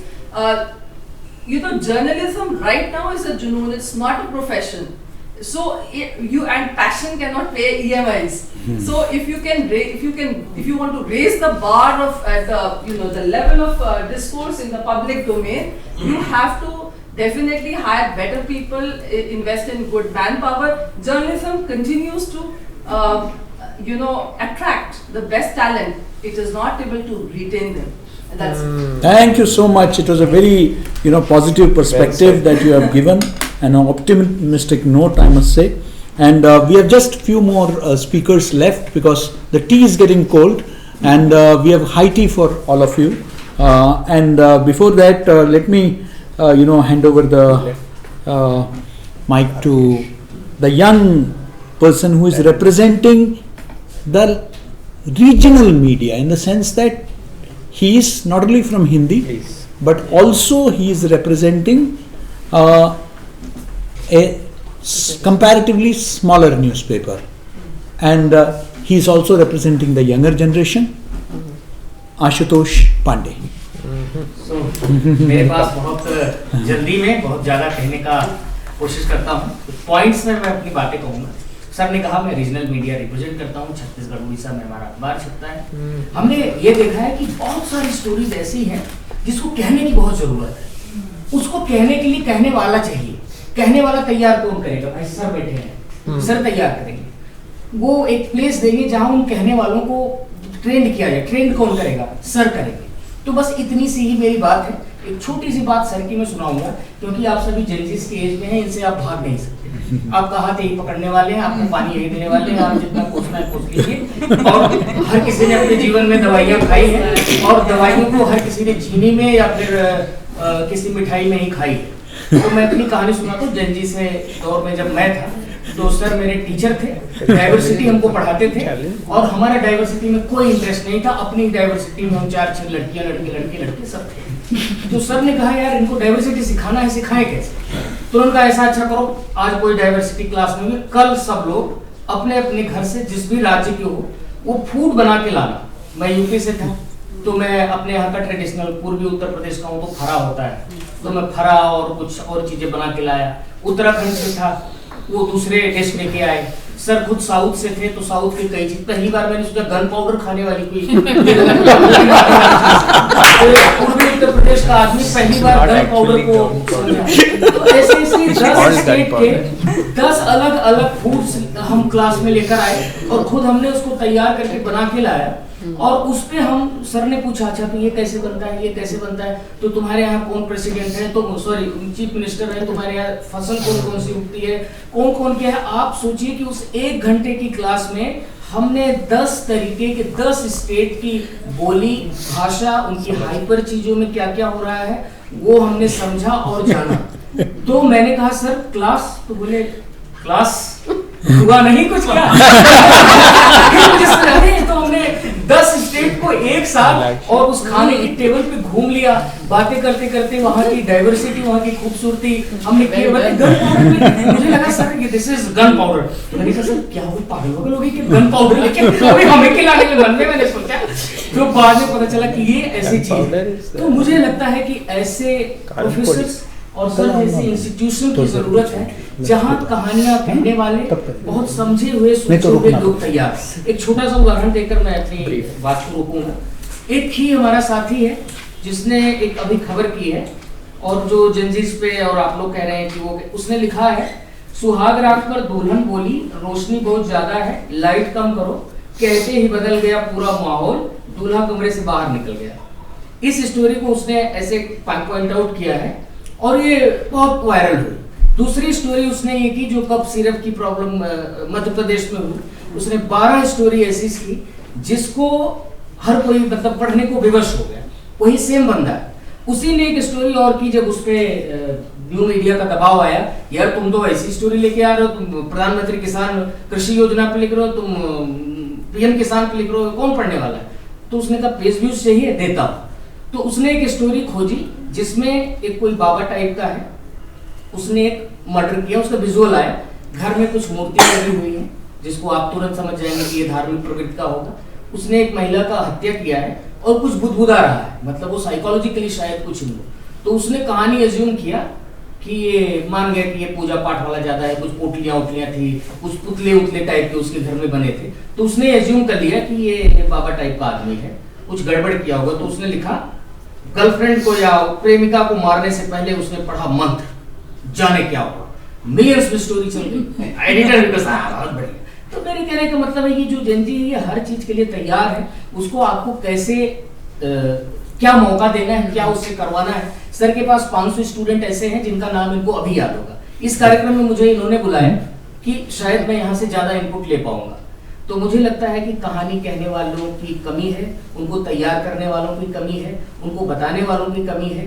ये प्रक्रिया अगर हम पूरी कर लेंगे तो एक बढ़िया जर्नलिज्म का एक बढ़िया तैयार होगा। दूसरी बात यह है कि अब हमें डिफाइन करना होगा कि कौन कंटेंट क्रिएटर है और कौन जर्नलिस्ट। खाली कंटेंट क्रिएटर और जर्नलिस्ट में जब तक वो बहुत बारीक सा फर्क है, और ज्यादातर न्यूज रूम जो है वो एक ही व्यक्ति से कंटेंट क्रिएशन भी करा रहे हैं और जर्नलिज्म भी करा रहे हैं। तो गाली हमारी पीढ़ी खाती है कि यार तो तुम लोग कैसे कर रहे हो, हमारे जमाने में तो ये हो रहा है। तो जो एडिटर्स की आप लोगों ने जिक्र किया, जो कमजोर होती सोसाइटी है, जो मालिक के इर्द गिर्द ही खाली घूम रही है, उसको अपने लोगों पर भी ध्यान देने की बहुत जरूरत है। दूसरी सबसे बड़ी बात है कि हम लोग कहीं ना कहीं एक ऐसे वर्ग की बात कर रहे हैं जो हमारे जैसा नहीं है, जो हैबिटेट सेंटर में बैठकर कोट पैंट में बात नहीं कर सकता। उसके लिए कहीं ना कहीं हम काम कर रहे हैं। जो आपका उद्देश्य है कि जो ऐसा व्यक्ति जो प्रिविलेज नहीं है, जिसको पता नहीं है कि वो पीएम किसान का लाभार्थी, उसे लाभ नहीं मिल रहा है, उसके लिए जर्नलिज्म में क्या करना है कि एडिटर साहब को जो दिल्ली में मोटे मोटे पत्रकार चमकते हुए हैं उनको रखे, लेकिन जो आपने बस्तर में किसी एक व्यक्ति को 30 रुपए पर स्टोरी पे हायर कर रखा है, वो कॉन्सेप्ट आप खत्म करिए। यहाँ आप जैसे लोग जो समाज को 44 दशकों से देखते आए हैं, उनसे मीडिया ऑर्गेनाइजेशन कहेंगे भैया आपका समय पूरा है, अब आओ यहाँ नीति बनवाओ, सरकार पे दबाव बनाओ, अच्छे लेख लिखो, आप वर्ल्ड पॉलिटिक्स में वर्ल्ड इकोनॉमी के क्या हो रहा है वो भारत के लोगों को बताओ। हम जैसे लोगों को जहां से हम आए वहीं मजबूत कर दो कि लो भाई तुम्हें 50,000 दे रहे हैं, तुम बस्तर की कहानी कहो। एक व्यक्ति जब निकलता है तो बस्तर टाकीज की कहानी कहने शुरू करता है, बस्तर टाकीज नाम से एक चैनल बनाता है, पसीने फेंकता है पूरी दुनिया। आज पूरी मीडिया इंडस्ट्री वो बस्तर टाकीज वाले विकास शुक्ला तिवारी को सब देखने को आते हैं, सारे नए लोग देख रहे हैं, हम सब उसको देख रहे हैं कि कितना बढ़िया काम कर रहा है। तो ऐसा मैकेनिज्म आप सबको मिलकर डेवलप करना पड़ेगा सर के मार्गदर्शन में। मेरा बस इतना ही कहना है। Thank you, Ashutosh. Thank you. Very interesting perspective. And I can tell you, for the last few years, I've been on the jury of, the Ramnath Goenka Awards. And if anybody is saying journalism is dead, I totally disagree. The kind of stories that I see, the kind of stories that, and believe me, they are being written in India's languages, not necessarily in English. English also has stories, but the majority of the stories are in Bangla, Tamil, Marathi, Malayalam. These are the languages in which today people are bringing out the best stories. So, journalism is alive and kicking. That I can tell you. And is the highest. Dot on. But I think this discussion would be incomplete without talking about, somebody who is into podcasting, somebody who is also understands because when we are talking about media, we need to talk about, the power of cinema. I think it is perhaps the most influential, mode of communication. So, Murtaza, over to you. Thank you so much, and I am really honored to be a part of this August gathering. I must thank the Bahá'í Office, the India Heritage Center. I think this is really a wonderful initiative, and every month, I'm getting to hear something new coming out of India Heritage Center. I remember it started with the Bharat Bhot Kendra, which was really, and now we are talking about the Delhi, documenta, the amazing archive, and that is, I think, the need of the hour. I just don't understand why nobody else thought of it before. I think it's high time that we had that. I I really, want to take you, a few thousand years back, and this is something, sort of an anecdote that I came across somewhere, that somebody read on the face of the pyramids, written by somebody, that this generation is really lazy, this generation doesn't listen to the elderly, this generation is useless, we are going to face disaster now. I think so many thousand years later, we still have that, I think the present generation is always going to complain about the younger generation, and so that will always continue. Complaining about the elder generation. Yes. But the beautiful thing is that I think if it not for the change or the changes that has happened, with each new generation, I think the humanity would still be in the caves, The only reason why we have been able to progress, the only reason why we have been able to move and embrace the change, I think that is what the need of the hour is. And here I also want to take you back, by a few hundred years to a very important year, which is 1556. Why I want to take you back to 1556 is because this is the year the printing press came to India. And the original purpose of the printing press was actually to publish Bible. It was a Jesuit missionary of Portuguese origin who thought that, he should really bring the Bible, and probably that will help. But it was not until, the real writing started with the freedom fighters, of our independence movement. They were the ones, and some of the early thinkers who came from France and other parts of the world, because they thought that they have to fight the British control over India. So that was the idea with which the newspaper was born, and for the longest time we have seen newspaper, as a very powerful medium, playing a role which is probably very, very important. And so far we have come a long way. Today we are talking about the AI, we are talking about deep fake, we are talking about all the new things that everybody has touched upon. But what has not changed? I think what has not changed is the need for seminars like these. And I really feel that this is very important, and this is one of a kind initiative, because I have never seen so much of diverse thought-provoking exchange of ideas. Yes. This is really unprecedented, and I think that is the reason why we need to have more of this. I think we need to have such forums where people like me, people like him, people like ma'am, we are talking about people who are training the journalists of tomorrow. We are talking about the institution builders, we are talking about the people on the ground, we are talking about the regional media, we are talking about the national media, we are talking about the different mediums of media, we are talking about podcasts. I think podcasts are also a very powerful medium, and we'll see this medium evolving, and already somebody talked about YouTube, and I feel that one thing that I would like to highlight from the film side, something which Parmeet Sethi said. And they have a very popular podcast, Archana Puran Singh and Parmeet Sethi. And Parmeet Sethi said that the kind of money that I'm making doing this on YouTube, probably it would have taken me 100 movies to make that kind of money. So I think that is the big potential that we need to look at. I feel that this is a reservoir, for the future. And of course, I really feel that all media are going to remain relevant. I remember when I was, in school and electronic media was coming up in a big way, and everybody was saying that newspapers are now going to become defunct. So many years have passed on, circulation figures may have dipped or whatever may be the case. I still like to take newspaper in my hand in the morning and actually spend my time with the newspaper. So I feel that regardless of whatever happens, regardless of whatever we do, I think all the forms of media, radio still remains, I think, probably one of the best paid media, and it's been there for. You won't believe it. I'm telling you, recently, thanks for raising that point. Radio. I mean, whenever I have a program on, radio, my colleagues, I would never expect. Yesterday, my finance officer had come to me and he was getting some bills cleared. Sir, आपका वो जो काशी तमिल संगमम पर जो commentary था वो मैंने सुना. I had my COO, of the Habitat World. He's saying कि sir, on my way back to Gurgaon, daily I switch on the radio. And I mean, Aditi and I have been on so many shows together on radio. Radio is being listened to, but it's not being talked about. It's a fact. Radio has revived. So I think that, we need to talk about this. And Murtaza, thank you. I mean, we felt that when we discussed this, the whole idea was not a monologue, somebody coming and giving us a lecture that we attend every day here. है ना. The whole idea was that let everybody get an opportunity to present their views, you know, because we want to. This is churning of ideas. That was the whole thing. Thank you, Murtaza. And did you have any other point to? I was just about to end it. I would say that let's embrace the change. Let's welcome the new forms of media, and at the same time, let's also bow, you know, in respect to all that has been, you know, laid down for us. The people who have paved the way for us. I think the old and the new, we have to coexist, and we have to pave the way for the future. Thank you.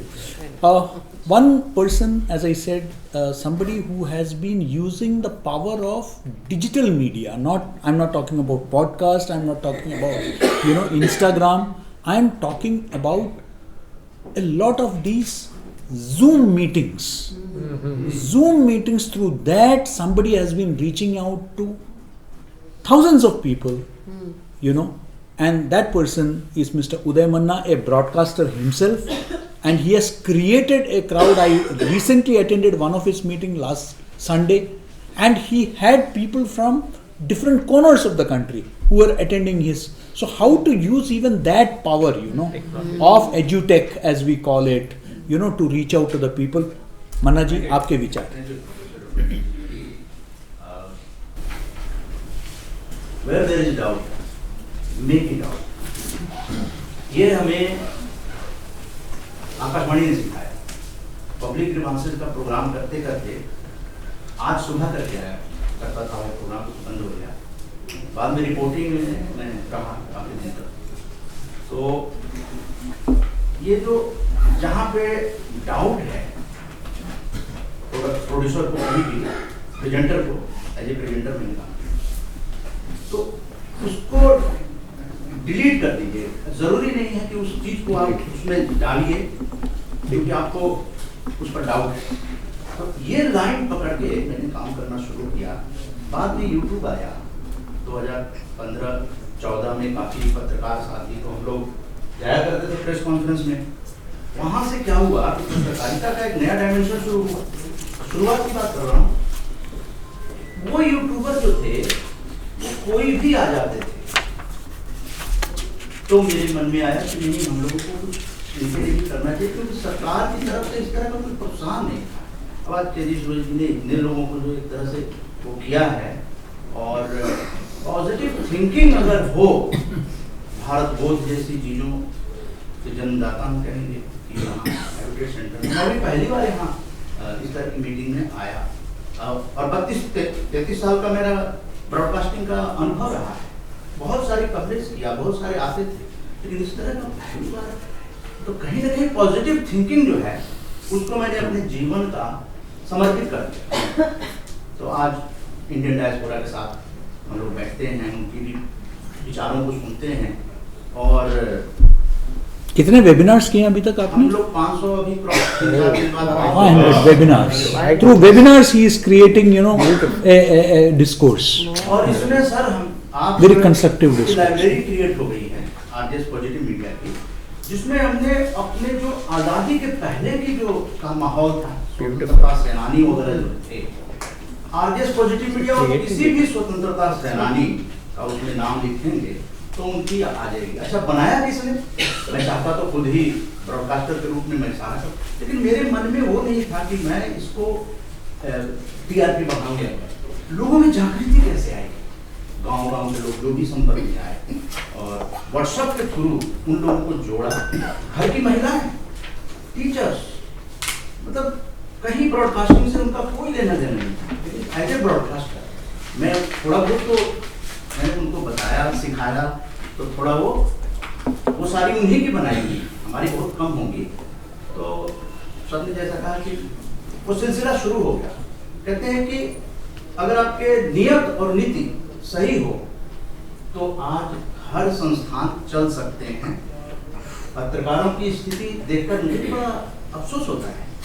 Positive media को चलाना बहुत ही मुश्किल काम है, लेकिन आज हम 11वें साल में करते हुए 500 तो सर ये जब भारत सरकार ने कहा आज़ादी का अमृत महोत्सव, तो आज़ादी का अमृत महोत्सव 14 अगस्त 2021 से शुरू हुआ, लेकिन उससे पहले 163 बैठकें ऑलरेडी देश भर के लोगों के साथ, पत्रकारों के कार्यालय से लोगों के, तो अपने आप की पॉजिटिव थिंकिंग जो है इसी को ग्लोबली पहुंचाने के लिए मैं 17 जनवरी 60 ईयर्स हो जाऊंगा। उसके बाद मैंने इसको मतलब 24/7 जो चैनलों पे देखते हैं, तो मैं इसको वहाँ ले जाना चाहता हूँ।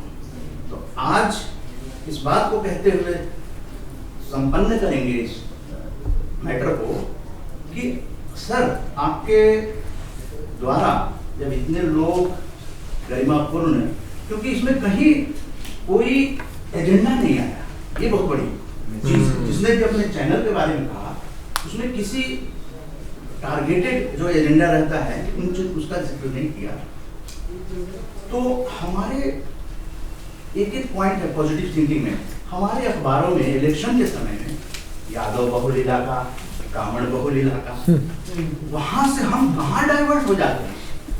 देश में अमन चैन और भाईचारा बनाना चाहते हैं, लेकिन अखबारों के अंदर इस चीज पर मैं सोचता था कि बैन क्यों नहीं होता, तो जातिवाद बढ़ेगी, धर्म बढ़ेगा। धर्म का अभी मैं बौद्ध को लेकर, बौद्ध धर्म, लेकिन उसकी उनकी शिक्षाओं को लेकर, महावीर जी की शिक्षाओं को लेकर, अभी जो है राजीव दीक्षित की सर आए थे प्रोग्राम, राजीव दीक्षित जी का जो शिक्षा है या उनके जो अवेयरनेस कैंपेन चलाते थे उनको लेकर, तो शिक्षा को ज्यादातर नई पीढ़ी तक पहुंचाने का ही जद्दोजहद जो है वो जारी है। और 500 हम लोग 4-5 दिन बाद क्रॉस करने जा रहे हैं। और गणतंत्र दिवस पर आप सभी को मैं इन्वाइट भी करना चाहूँगा कि इस तरह की चीजें देश निर्माण में अगर नेशन बिल्डिंग जो मिशन पत्रकारिता थी उसकी जरूरत है। इसीलिए डाउट जहाँ हो वहाँ सभी जर्नलिस्ट जो है उसको डिलीट कर दें, उसको ना आने दें, पब्लिक डोमेन में जाने न दें, अपने आप पॉजिटिव मीडिया। बिल्कुल, बहुत बढ़िया, thank you so much, thank you. When in doubt cut it out, इसी पर हम लोगों ने सीखा था। So we have 2 senior journalist who are actually we had kept them deliberately to speak in the end because their perspective is very important. I would request first Mr. Shekhar Nambiar to share his thoughts, and after that I would request Shri Dinesh Kumar ji to sum up today's deliberations, and then we all move for high tea. Thank you. Shekhar. Thank you very much. I think it's been a fantastic evening, one that has given me several new dimensions of media.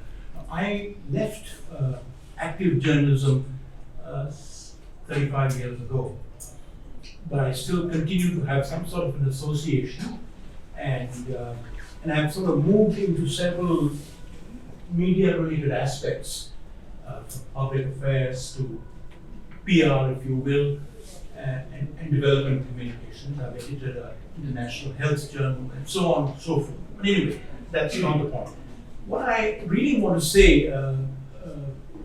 is that this evening's talk by each one of you, everyone, your presentation was very, very illuminating, so was yours. And I think the future of journalism, the future of media, the future of print media in particular is very bright, looking at what each one of you, whatever form it may have taken. You could have gone into YouTube, for instance. I watch a lot of YouTube thing. I've stopped, frankly, I don't know. If there are any private channels, forgive me. I don't watch television so much, but I do watch Doordarshan, because that I think is the only public channel, or you could call it a public broadcasting channel, which is worth its salt. I think it still sort of carries the day very much, each one of you. And it's somewhat similar to a system that I'm used to, the Australian Special Broadcasting System, SBS, which is a public broadcasting system, and they have exactly the same format, both radio and television. And then from a bureaucratic perspective, Smita sort of gave a good, a very positive sort of outlook on regulation, for instance, which people talked about, and then you sort of assuaged some of their concerns and feelings. To my friend here, I've never met you before, but Sansatta brought a lot of memories in me, because I was an expert hand, and Prabhat Joshi, all of them. And I remember the Patil mindset were very, very Ashwini Sareen in the Indian Express, my colleague, friend, your colleague, who went into the Tihar jail to sort of expose the Bhagalpur blindings, which again brought Kamala. Yes. Ashwini brought Then people, very many others who went into ordnance factories to see corruption cases going on there. So I think we have a whole lot of stories to tell, and I thought, they're all gone. But sitting here in this room today brought back fresh memories to me, and I literally relived my days as a journalist. So thank you very much. Thank you. Thank you so much. Is there anybody else? We have friends from Nepal also, and anybody else would like to add on very quickly before I request Dinesh ji to, conclude. So Dinesh ji, over to you. I think that everybody, is tired and they are all looking forward to leaving for home. But we have tea and coffee. tea waiting for. You're not tired. Stimulated. Okay. Dr. Suresh, first I am a former Marxist, so I would like to give you a compliment by quoting Mao Zedong. He said, now I'm saying it very seriously. Mao, during the Cultural Revolution, said, let the 100 flower bloom. After we have come to this India Habitat Center, I have been here member for more than 25 years. And the kind of shades of opinion, all sorts of. I know you have not brought your personal conviction, your personal belief, your personal opinion to the India Habitat Center. You must have left it somewhere else. So that is a book launches, book discussion, and this forum is an example of these 100 flowers, the 100 flowers. Absolutely, yeah. Well said. This has been a wonderful open forum. I will make one very important point for the office of the IHC. But before that, each speaker here said everything very super, fantastic, to discuss all of them. But one of the important points I find is the conflict of interest. Conflict of interest between truth and information, business interest and truth. This has always been there. So when a friend from Electro Museum says that they have to rush through time, go through time, they don't have time to check facts. Even if they check facts, they cannot get clearance from the editor at that moment. Either you miss the news or you you read the news. So, one important point, one problem with the media is that it has become so immersed, so hydra-headed, so large. It is trying to define it is like five blind men trying to define an elephant, Today media, electronic media, YouTube, social media, everything. But one fundamental thing which emerged during the discussion is the problem of truth and information. Objectivity and information. Because I am a former Marxist, I always quote things. During the Soviet Union, when before the communism collapsed, there was a joke in Soviet Union. And there is an element of truth also. There were two newspapers in Soviet Union, Izvestia and Pravda. The joke was, there is no Izvestia in Pravda and there is no Pravda in Izvestia. So in Russian, Pravda means truth and Izvestia means information. So this is a problem. Whether you go for truth or you go for information. It's a conflict, So I think this is a wonderful session. One last thing I will say to the office of this.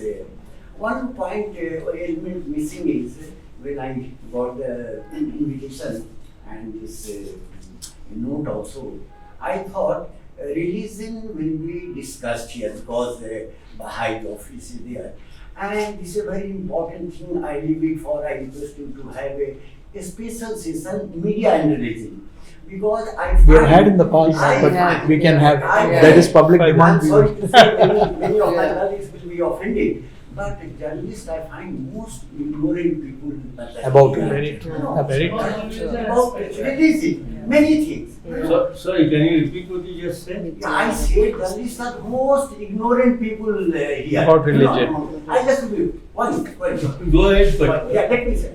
I asked many of my colleagues, tell me, the dispute in Palestine, is it a theological dispute or real estate dispute? The dispute between Palestinians and Israelis. I asked many of my journalists, can you explain me? The Christians for 2000 years, they have been killing Jews, saying they are killer of Christ. Jesus Christ was himself a Jew. Now, the evangelical Christians of United States, they have joined hands with the Zionists of Jewish Zionists. And they are both killing the Palestinians. How could these two things happen? That's right.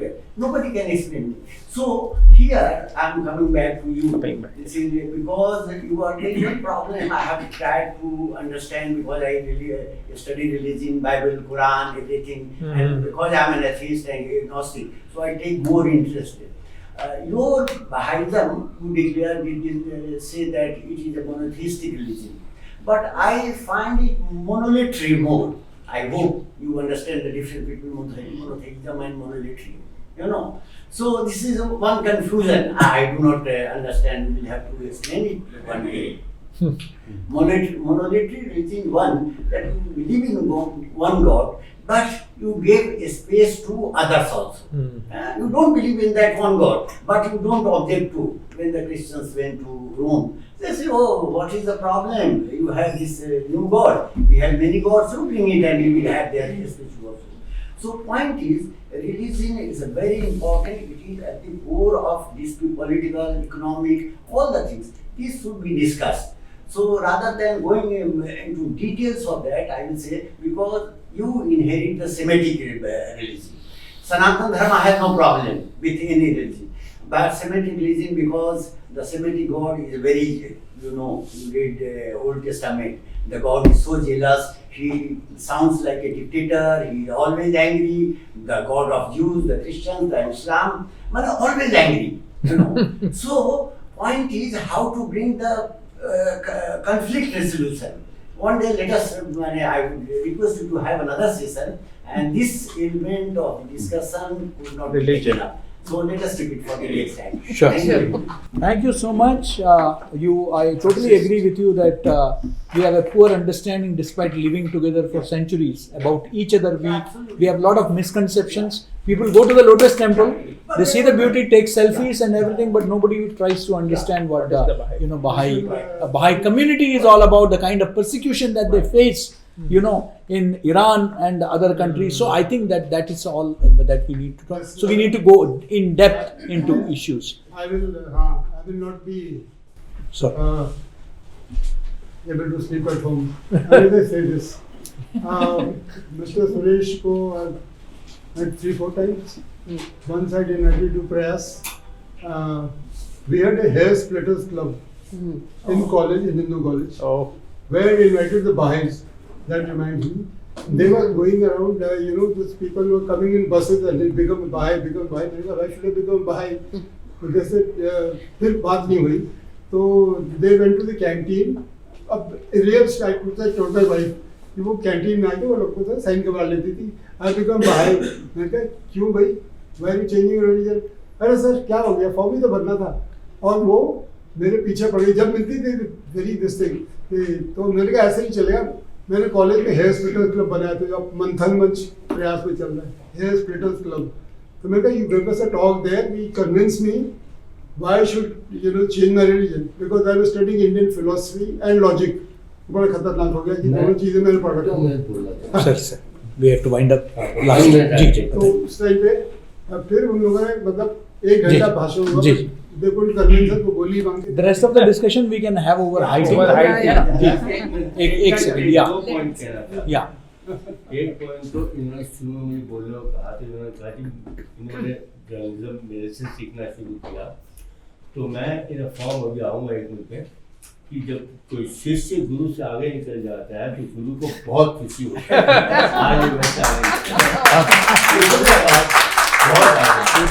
दूसरी बात जो इन्होंने कही थी दिनेश जी ने, उस पर मुझे बहुत आपत्ति है। मैं कहता हूँ क्यों। इन्होंने कहा कि journalist are the most ignorant people. नहीं, about religion. About religion. About religion. You didn't say that. No, he did. About religion. No. There is peace again. Thank you. Just 1 minute, because this entire, of course, we implemented it.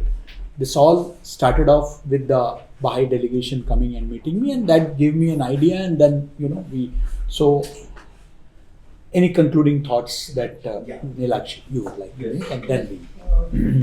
Thank you so much. No, I just wanted to add that our initial discussion with Professor Suresh was actually creating a space for the journalists to discuss about the true essence of religion and how they just cover 1 minute, religion. Nilakshi. Yeah, she's So we had a series of roundtable discussions with IIMC and then also when Professor Suresh was there as a Director General.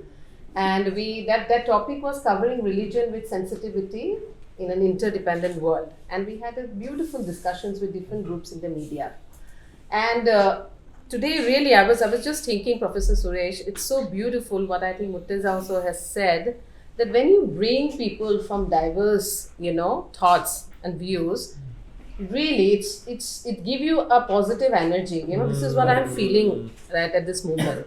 You all have brought diverse perspective, the issues we all know, but you all have helped us to see through a different lens. That is the beauty of discourse, I feel. And I'm really grateful to Professor Suresh for creating this space and bringing all of you together. And this is an ongoing, as he said initially, this is not the end. We are going to meet again.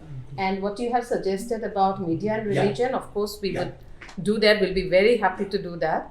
And thank you to each one of you, really, for taking your time out. Today it's not easy. So on behalf of the office, I also would like to conclude with vote of thanks to Professor Suresh and also his team, Ms. Geeta and Mr. Ainul for coordinating this. And thank you. Thank you so much. Thank you, everyone. Please join us for high tea.